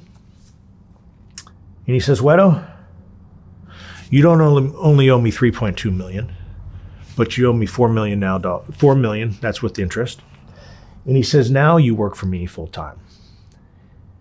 And I said to myself, I'm thinking in my mind, well, at least I'm not getting killed today. Right? Got that going. Got that going for me. So if I could drink those margaritas, like, okay, well, at least I'm not getting killed. I got that. He says, you're going to take 2 years off. And when those 2 years are done, you're coming to work for me full time until you pay back the $4 million. I respect that. I owe the money. I'm going to do the right thing. I don't care what I have to do. I got to pay this man his money. For the meantime, I want you to go run your sports gambling because that's what you're good at. And you do it well. And I don't want you touching anything to do with drugs. I want you to focus on the sports betting and that's it. I don't want any money. I want you to live off that money. I'm like, all right, I got you. I'm like, okay. He says, we're going to keep in contact through an encrypted phone. Make sure you have it on you at all times. I'm like, okay, I work for the cartel now. So that day, Mark, I remember leaving Tijuana and I remember crossing that border, the same border I crossed many years as a child when I was 19 years old. And the guy asked me, are you bringing anything back? I felt like telling him, yeah, I'm bringing a fucking $4 million debt on the top of my forehead back. But I obviously didn't say that, but that's what I was thinking. Like, yeah, I'm bringing something back. So I was like, fuck, man, I gotta work for the cartel now. I didn't know what it entailed. But I knew I had 2 years. Did you have money saved up? I had enough money saved for the sports gambling to run that business successfully. I didn't ever dabble with that. But you I mean, like if you had $4 million. No, if I had $4 million, I would obviously done the right thing. You could have just paid it off. And the money you were making. Yeah, that I had money in Australia that I was worried about. I couldn't get to. You make it back in 3 months. I could make it back. You're right. But he knew my situation. He knew I couldn't go back to Australia. And he told me 2 years, and you wouldn't believe it. That 2-year mark hit and that phone vibrated. He says, Wedo, it's time to work. I was like, oh, fuck. Fuck, what's this? I was like, time to work, man. I knew it. I knew it was here. So he explained it. He says, you're not using my routes. The only thing you're going to be using is my product. He says, I'm not giving you my contacts anymore. He says, you have to figure out a way to get it to Australia. He says, I'm not helping you. You're not burning my contacts because you're fuck up. I go, well, how the fuck am I going to get it to Australia? Like, I don't know anything about logistics. I'm a fucking surfer kid from Redondo who walked onto the fucking USC football team. What the hell do I know about logistics, moving tons of cocaine into the country, the hardest country, which they call the Isla de Oro, which is the island of gold, because it's so hard to get the product there. Cocaine is worth more than gold. So I said, okay, Isla de Oro, you want me to get cocaine into? There's no fucking way. Like, I just wanted to give up. But remember, I haven't given up my whole life. I've always figured out a way to make something happen. So I said to myself, fuck it, I'm gonna figure it out. I called my contact in Australia. He says, mate, you're not allowed in Australia. He says, why don't we meet somewhere else? I said, well, where do you want to meet? He goes, meet me in Fiji. I meet him in Fiji, and I tell him, you're not allowed in Australia. I'm not allowed in Australia. Because I'm a wanted man. Yeah, man. They're looking into my case. They know who I am. I'm not going back. And I finally say, okay, I'll meet you in Fiji. And I told him my situation. I said, listen, I have a problem. Obviously, you know, I lost some money. And the cartel wants me to pay them back $4 million. But they want me to get the product into Australia. He goes, mate, good luck. I said, good luck. He says, we have the toughest customs in the world. He says, you're not getting no cocaine in Australia. He says, it's these cartels, they've been trying to bring cocaine into this country for years. It's so hard. Every one they send, they get one picked off. Every two they send, they get four picked off. He says, it's not happening. I said, well, I can't have anything get picked off. Otherwise, my debt's going to keep going up. And we're drinking white wine. Nice. Looking in the sun. And I said, I got it. I said, we're going to put it in wine bottles. We're going to put it in fucking wine bottles, Craig. I said, we are going to do something that's never been done. I said, I live by Napa Valley. It's the wine country of California. It's where it's at. Everyone wants Napa Valley wine. I said, I'm going to get the wine. I'm going to pour it out. I said, I'm going to get that absolute 150 proof. It's called like Everclear. It's a strong liquor. It's just clear. And I said, I'm going to take the Coke, I'm going to put it down, and I'm going to take this Everclear, and I'm going to have it broken down. And I felt like a fucking chemist. It was like Breaking Bad. I'm in the bathtub with this big spatula, wood spatula. And Mark, I'm in there. I'm standing. I'm fucking breaking this cocaine down. And I'm using this row that you would use for a kayak. And I got this thing in there, and I got 10 kilos of cocaine that were dropped off from El Jefe. And I got this 150 proof Everclear vodka. And this stuff's just starting to dissolve. And you're where? At the time, I'm in Redondo Beach, and we had a construction site that we were working on. My partner was a contractor, and I was at this time now working with him for this development company. And I had to tell him, I said, hey, I need you to use your bathtub. And he had a little cocaine problem, let's say. So I just offered him, some Coke and just said, hey, can we use one of these bathtubs at the construction site? So I remember we went to this construction site and we're using this bathtub. And we're in the middle of Redondo Beach, South Redondo, a block from the ocean. And we're in there and he's sniffing Coke. He's drinking the wine because we're pouring all the wine out. So we have 2 cases of white wine and I'm pouring it all out. I said, get your wine now because we're going to get rid of it. So he's pouring it all in these big vases and he's drinking the wine. He's sniffing Coke. He's laughing. And I'm in there just taking this fucking cocaine, breaking it down. It's dissolving. It's turning into liquid. Then I got this big funnel that I ordered online. And I popped it in each wine bottle. And I started just scoop the wine and pour it in the funnel so it filled up the wine bottle. And the wine bottle's dark black like your camera. So it's you wouldn't be able to see anything in it. You wouldn't see the liquid. Exactly. And I did that for a reason, because it's white wine. So even if they did see it, it's a little cloudy. They're not going to even think anything of it. So I'm in this bathtub and I finally funnel it all. And they had this cork set. You'd put the corks in and then you take this red little cap and put it on top of the cork and you'd melt it. So it looks like when you get a bottle of wine, the melted, so it looks brand new.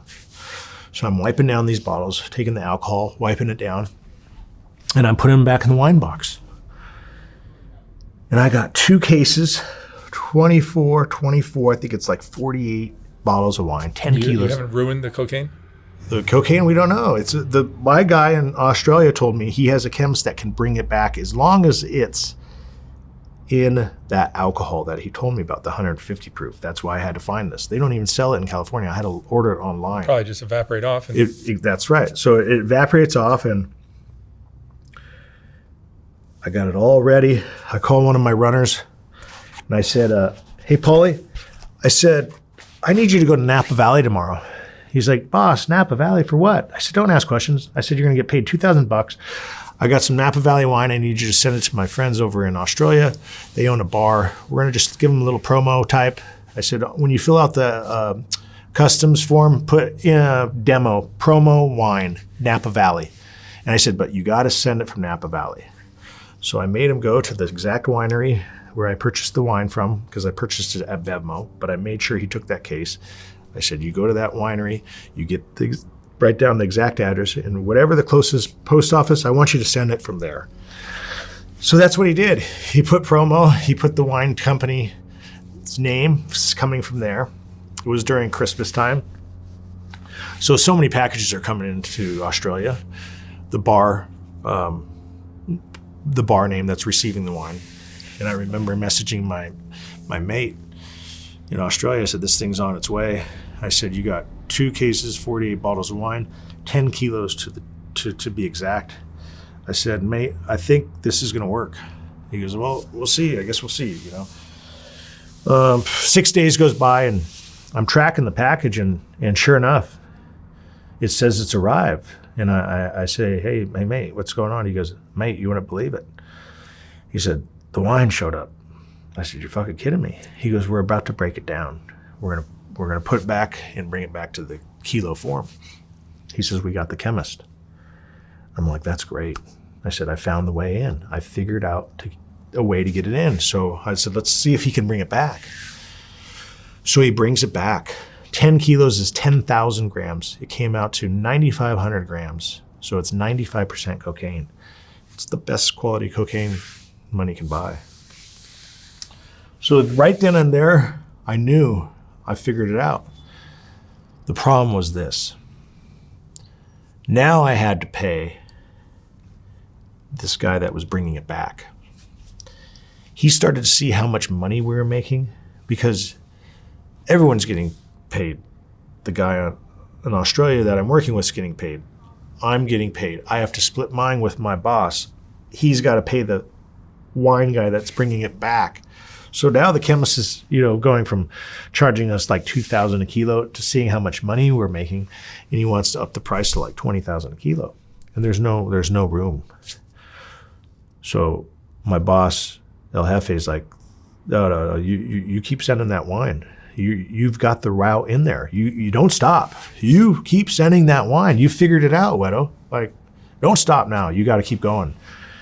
And every time I send wine, my tab goes down from that 4 million mark. But we're only getting like, when I make 50, now it's really like 25,000. By the time I pay the wine guy, do the money coming back, now we got to pay exchange rate. I mean, there's so many other moving parts to this. I'm like, fuck, this is gonna take forever. I said, we got to cut out this chemist. I said, this guy's hurting us. He's taking more than half of my profit. So I went back to the drawing board and I said, you know what?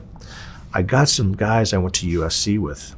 I said, they're in the import-export business. They bring chocolate from the United Kingdom and they sell it throughout the United States.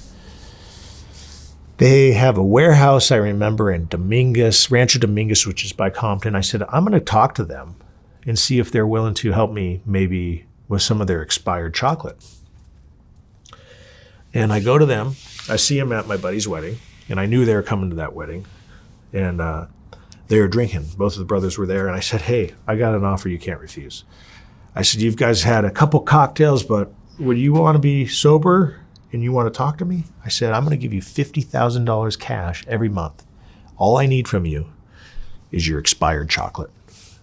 And they're like, oh, fuck, you can have all the chocolate you want. Fuck, you can have it all. We got pallets of it. I'm like, I'm going to hold you to it. Come Monday after this wedding's over, I'm going to meet you at the Starbucks over there off of Vermont. And I'm going to hold you to this because you said I could have it. He goes, oh yeah, 50,000, you got it.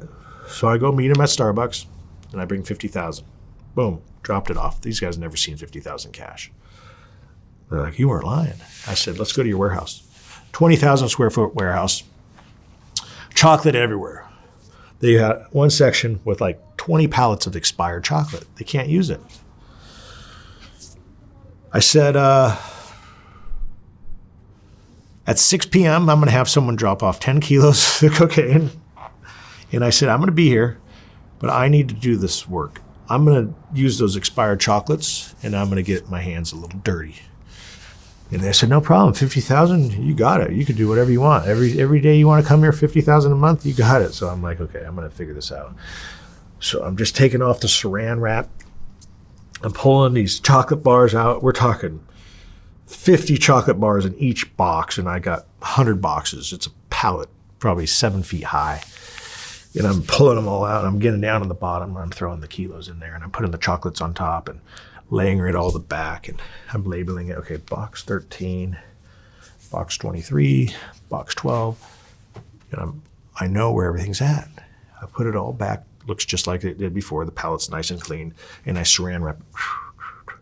I said, all right, gentlemen, I need you guys to have this sent tomorrow. We need it to go to Australia.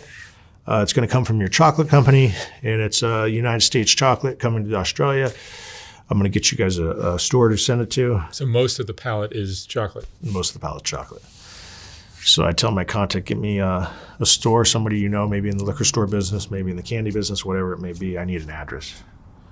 They said, all right, mate, we got you.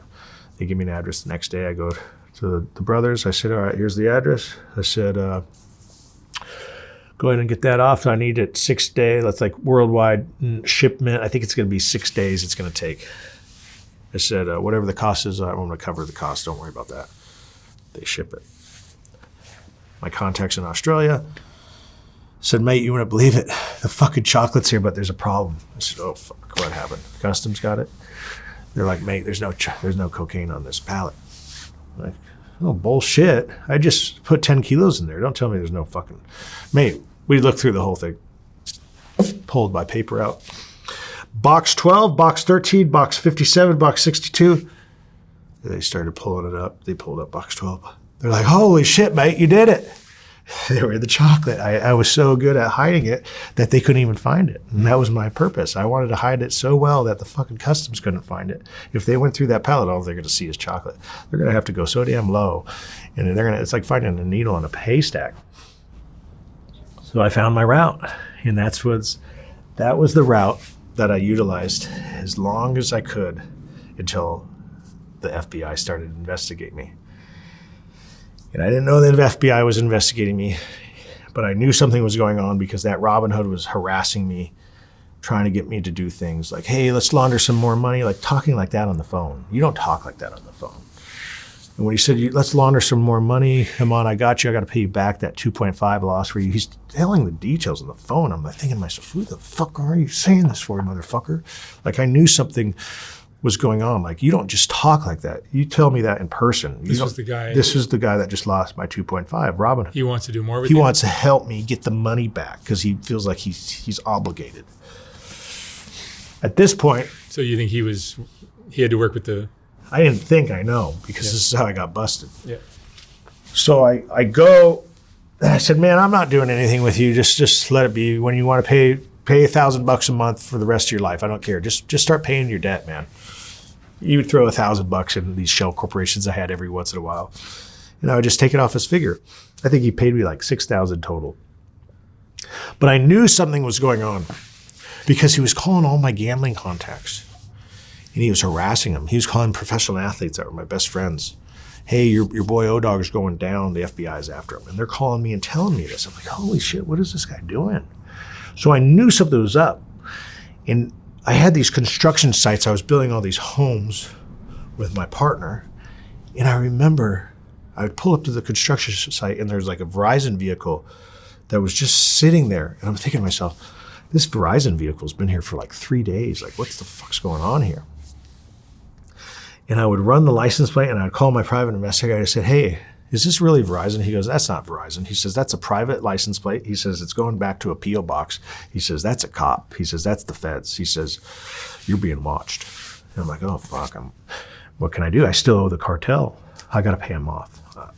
Their priority. FBI can come later. So I'm just working. I'm selling. And finally, 2 weeks before my arrest, I finally pay off the cartel, the $4 million. And I remember El Jefe, he gave me that $1 million question. And he says, Wedo, what do you want to do? You paid me off. I said, what do I want to do? I want to get some money back in my pocket. I'm married to the game now.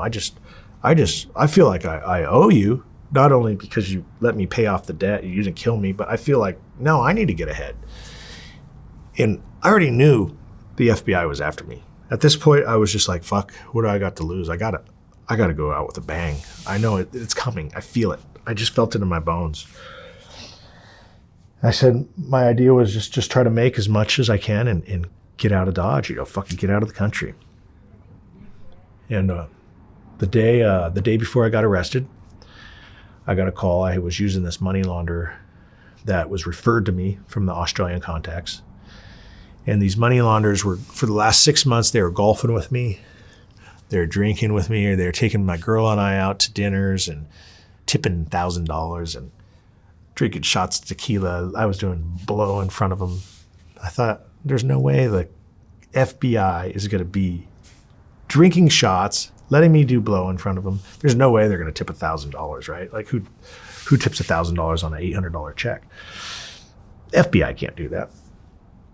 But I was wrong, because they can do anything when they got Uncle Sam's money, And I remember that day before I got arrested, this money launderer that was working for me for 6 months now, his name was Al Wilson. He says, hey, we're golfing tomorrow at Aviara Country Club.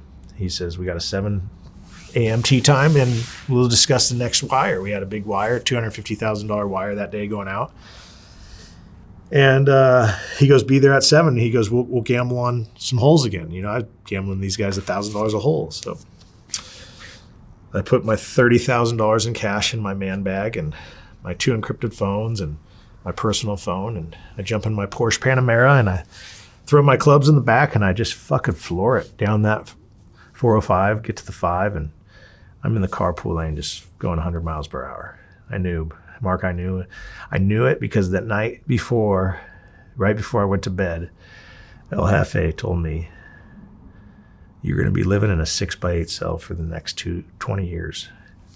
And he says, there's no way in hell you are going to go meet someone that you've been working with that's going to launder money for you and do it for half the cost. Because you got to remember, I was paying 25%. These guys were charging me 12.5%. And he told me, he goes, no way these guys are going to keep laundering money for half the going rate. No one's going to change it and cut it in half. He says, you're out of your mind if you're meeting these guys again. He goes, those are feds. You should not be meeting them. But I knew it had to end. I was so deep into this game. I was snorting coke, popping Vicodin, drinking alcohol. I was working for the most infamous cartel in the world. I just wanted it to end, and I knew. I just had the feeling in my stomach. I pulled over to McDonald's, and I had my last Egg McMuffin for 10 years. I took that bite, I drank that orange juice, and I said to myself, maybe I should just throw the encrypted phone underneath the tire, run over it, go down to Mexico, and just go stay with El Jefe. Like, maybe that's the answer. Then I got a phone call, and it was Al Wilson, this money launderer. He says, hey man, I'm in the clubhouse, where you at? I said, man, I'll be there in 5 minutes. And my mind said, let's go play some golf, you know? And I pulled in there, and I remember the caddy came to my car and opened my Porsche Panamera door and said, Mr. Hanson, welcome to Aviara Country Club. I said, hey, caddy, why is there no cars today? It's 7:10 in the morning and there's not anyone here playing today? He goes, I don't know, Mr. Hanson. And he was shaking. And I knew right when he started shaking that something was wrong. And as soon as I walked over to the passenger seat to pull out my man bag with my gambling money and my encrypted phones, I grabbed the bag and I turned around, and I had 15 FBI agents come out of the bushes with AK-47s. I had a helicopter above me, and I had Al Wilson in handcuffs.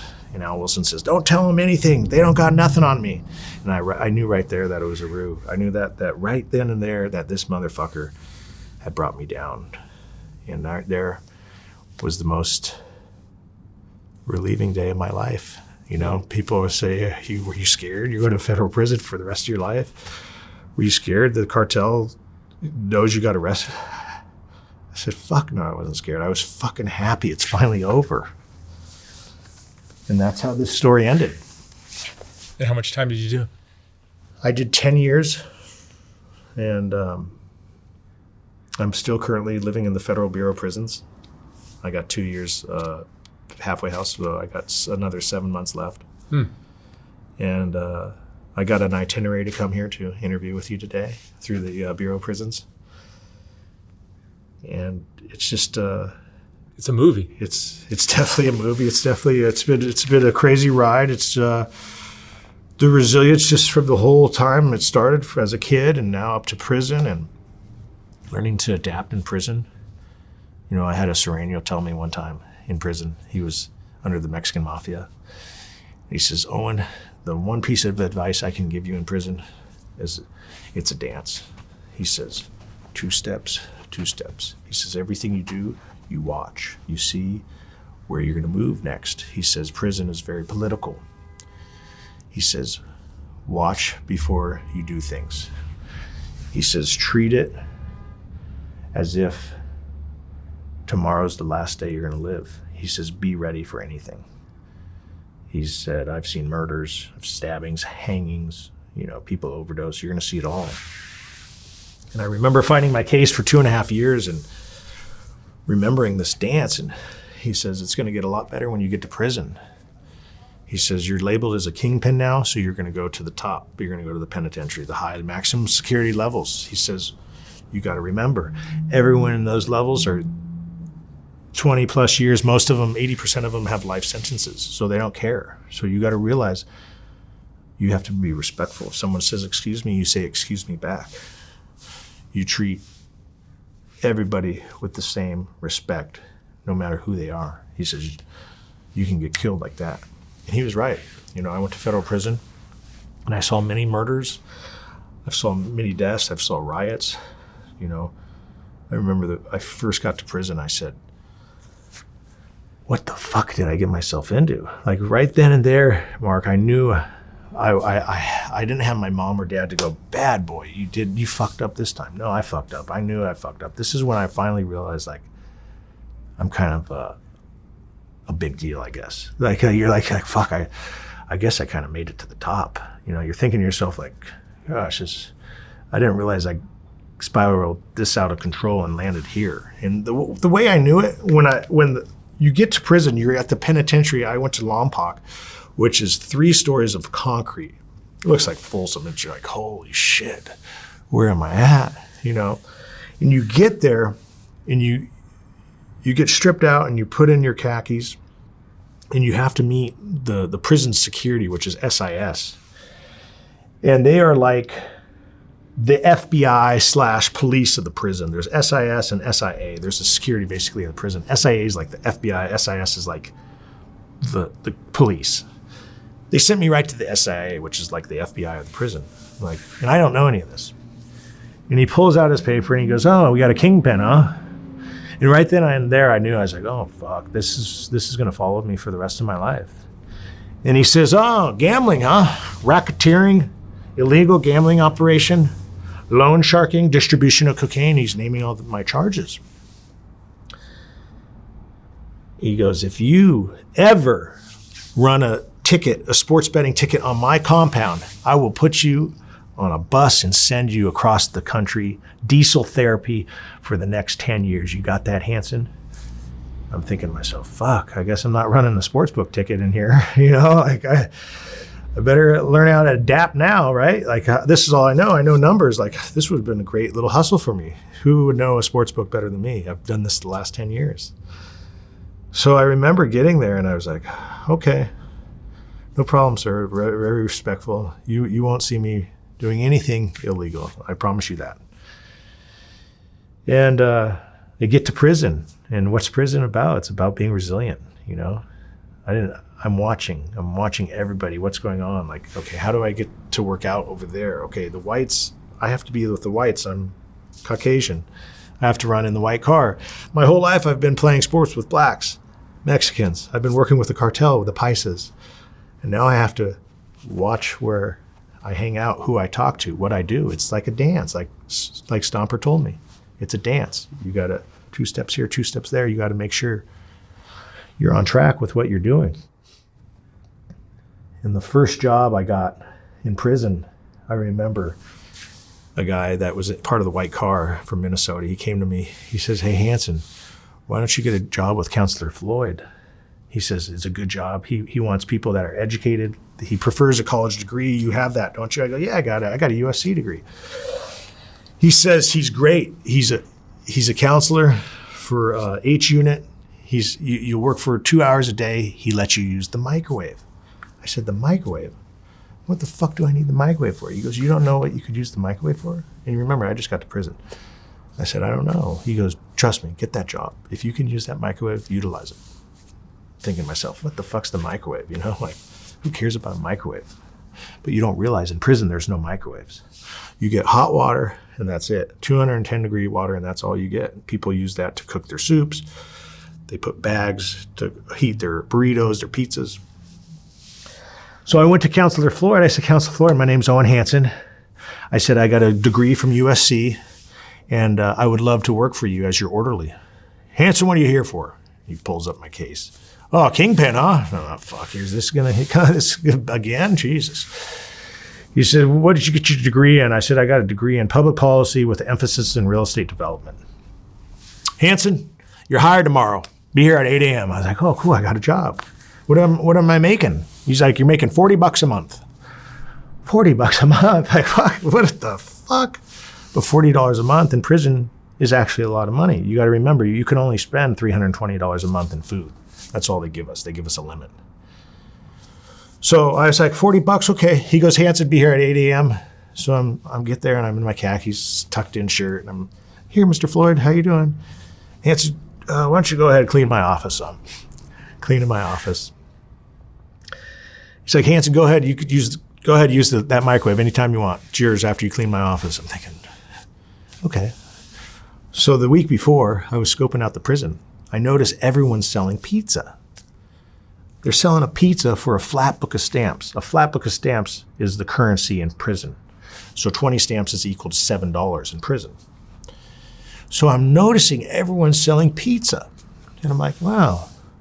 They get tortillas, they fold it up, they dip it in water, and they make it like a tortilla shell, like look like a pan, like a personal sized pizza. They put some cheese on there, the pepperonis and the sausage, and they take a bag of hot water and they heat up the cheese so it melts. And they all do the same thing. The hot water melts the cheese. And I said to myself, that microwave, I think I could utilize that. I'm gonna make pizzas. They're selling one for $7. Well, guess what? I'm gonna sell two for $7, and mine's gonna be microwaved. The crust is gonna be stuffed. I'm gonna put cheese in the stuffed crust. I'm gonna microwave my meats. I'm gonna put it on top, and guess what? I'm gonna microwave the whole pizza. So I go back to the unit. I just did like 6 of them. I go 2 pizzas for one book of stamps. Sold out like 20 seconds. Next thing you know, the shot caller for the whites meets me on the yard, says, Hanson, you got to meet on the yard at 1 o'clock. You're meeting the shot caller. I'm like, what the fuck have I gotten myself into now? Like, shot caller? He's like, Hanson, we got a problem. It's a political problem. And I'm thinking to myself, oh, fuck, what did I do? Like, what did I fucking do? And he sat me down, and we're on this bench. He says, you've been selling pizzas. He says, you've been selling 2 for a book. He says, they're 1 for a book. And I'm thinking to myself, what is this, a pizza union? Like, what do you mean it's 1 for a book of stamps? Like, I'm selling 2 for a book because I can make them for that price and still make 100% return. Like, I'm telling him, like, it's business, man. He goes, nah, you ain't doing that.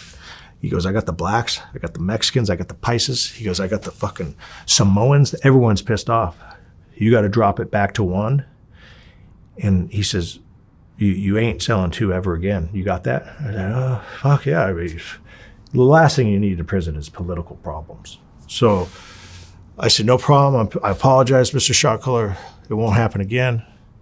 The next day I come back to the shot caller. I said, listen, I dropped my pizzas to 1. I said, but I got an offer for you. I said, maybe we can say, all due respect to the other races, my apologies, I want to help out.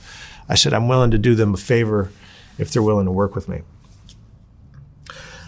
He says, what do you want to do? I said, I want to help those guys that are all in the pizza game. I said, I want to cook their meat for them. I'm going to charge $5 a bucket, $5 a bowl. I said, they give me their bowl, their cereal bowl, as much meat they could fit in there. They give it to me by 7 a.m. on the first move. I said, I'll have it cooked for them. By 9 a.m., I'll deliver it to wherever they need it delivered. He goes, you want to do that? I go, yeah, $5. I said, I'll give you $1 for every bowl I do. I'm telling the shot caller this. How's he going to say no? He's going to make $1, right? He's making a profit off of me. Because I'm going to tell him. Next thing you know, I got all the pizza makers in the whole prison coming to me with $5, and they're giving me their meats. And I'm going in there, I'm cleaning the office. I got my little bag, my gym bag, and I got everybody's meats in there. And I'm going in that microwave, and I'm cooking everybody's meats. And so now I'm just delivering the meats, $5. I'm making like $30 a day in prison. That's a lot of money. And everyone's happy. Everyone's making their pizzas for all their units. There's 8 units. Everyone's selling their pizzas. They all have microwave meat now that's cooked. And I go back to my little pizza shop. And I always remember presentation goes a long way in life. So I started to make everyone just used a toilet, like a box from toilet paper, and they would cut out the toilet paper box and make a little round. They'd take a bucket and they'd circle it and cut it out, and it'd be like a little round. Make it yourself like what would you call it, like a personal pan pizza. And I said, you know what, I'm going to call my pizza shop Nice Guys Pizzeria. Instead of Wise Guys Pizzeria, it's going to be Nice Guys Pizzeria. And I had an artist draw a picture of 3 Italian gangsters, and it said Nice Guys Pizzeria. And it was all about presentation. So I started to label my company as Nice Guys Pizzeria, and everyone in the prison had the same recipe, the same sauce. I started to put a little twist to it. I put a little chili garlic to make it a little spicy. I started wearing the beard guard. I started wearing gloves. I had this plastic bags covering my bunk bed so it looks very clean. So when people come by my cell, they say that Nice Guy's Pizzeria is very clean and sanitary. So now I got people not only buying, now they're not buying from their regular pizza guy. They're coming to me. They're like, dude, we want Nice Guy's Pizzeria. The shot caller can't get mad at me now. I'm selling one pizza. I'm just wearing a beard guard, a hairnet, and gloves. I believe in presentation. And my pizza box says Nice Guy's Pizzeria. So it's all about how you adapt. And now, I grew this small little pizza business into something that was able to support me through my penitentiary time at that prison. And throughout my life in prison, I did that with a different type of company, different type of business everywhere I went. And that's what life's about. It's not about getting in that ring with Mike Tyson, AKA the federal government, and getting knocked out. There's 12 rounds in a boxing match. It's about getting up, healing from those blows that you were sentenced to all this time in prison. And it's about getting up and getting ready for the next round. And that's what life's about. And what have you been doing? Like, so you're still... So listen, I'm under the Bureau of Prisons. While I was incarcerated, I said to myself, man, you gotta do something to help your mind. I was going crazy in that 6x8 cell, and I said, you know what, I'm going to tell my story, and I started to write it. It's a hell of a story. It was fun to write it. It helped me get through prison, helped me survive. Because how old are you now? I'm 42. I went in when I was 32. I got my master's degree while I was in prison. I was the only person ever to get their master's degree in the federal prison in Colorado I was at. Wow. So that felt good. I wrote this book with a ghostwriter. We spent 2 years just prepping it, writing notes, prison phone calls, recorded. What's the name of the book? It's called The California Kid, and it's by myself, Owen Hanson. And it takes you from my childhood, what I told you about as a broken home, all the way up to my arrest. And there's so many more twists and turns in the book that obviously I haven't been able to tell you about. So, I've just been in the halfway house talking about the book. We had the book release on Black Friday, so I've been able to, social media is all new to me, so I had to learn. Like when I got out, Bluetooth I never had, Apple Pay, I was using a BlackBerry, so all these new things to me, and I have to learn the social media game. And well, you're a businessman. You know how to make things work. I'm going to figure it out. If I don't know how to do it, I'm going to figure it out, just like the social media. You have a knack for that. I love it. It's fun. Social media is just another nut to crack. It's a way to advertise for yourself. And now it's all about your brand. And that's who I am, the California Kid. The world has changed a little bit. It's changed.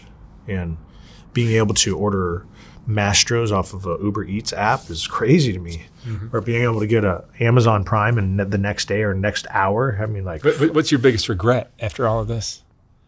My biggest regret, I would say, would be hiring a guy in Australia. Yeah, I would definitely say the guy in Australia is a regret, but I'm not going to lie. I think my biggest regret was getting involved in drugs. If I would have just stuck to the gambling, DraftKings probably would have hired me as their CEO, because I was running a great gambling business. Yeah. I was international. If I wouldn't have crossed over. And that became legal even. Became legal while I was in prison. So in 2018, it became legal. And for me, it was so taboo before to see sports lines, and now I'm watching football games inside prison, and under the scoreboard you see a -3 Tampa Bay. Right. And to me, it's like I got indicted for a racketeering charge, and now you're allowing this. It's crazy to think. So you're gonna be a free man when? When I get released in June. June 27th, I get released from federal prison.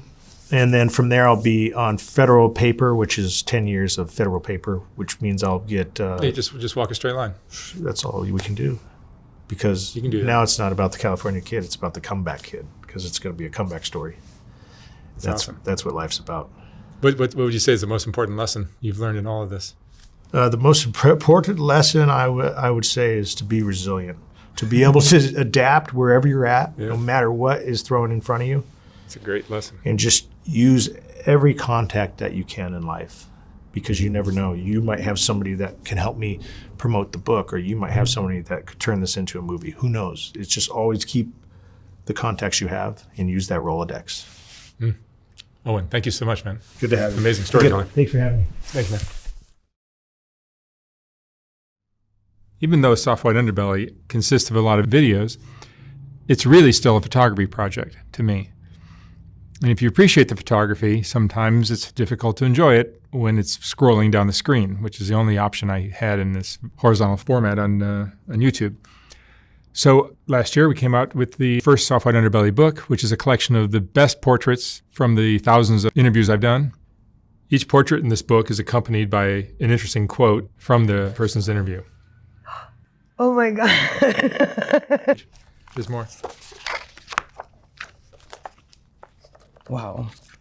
These aren't as bad as I thought. I look like a witch.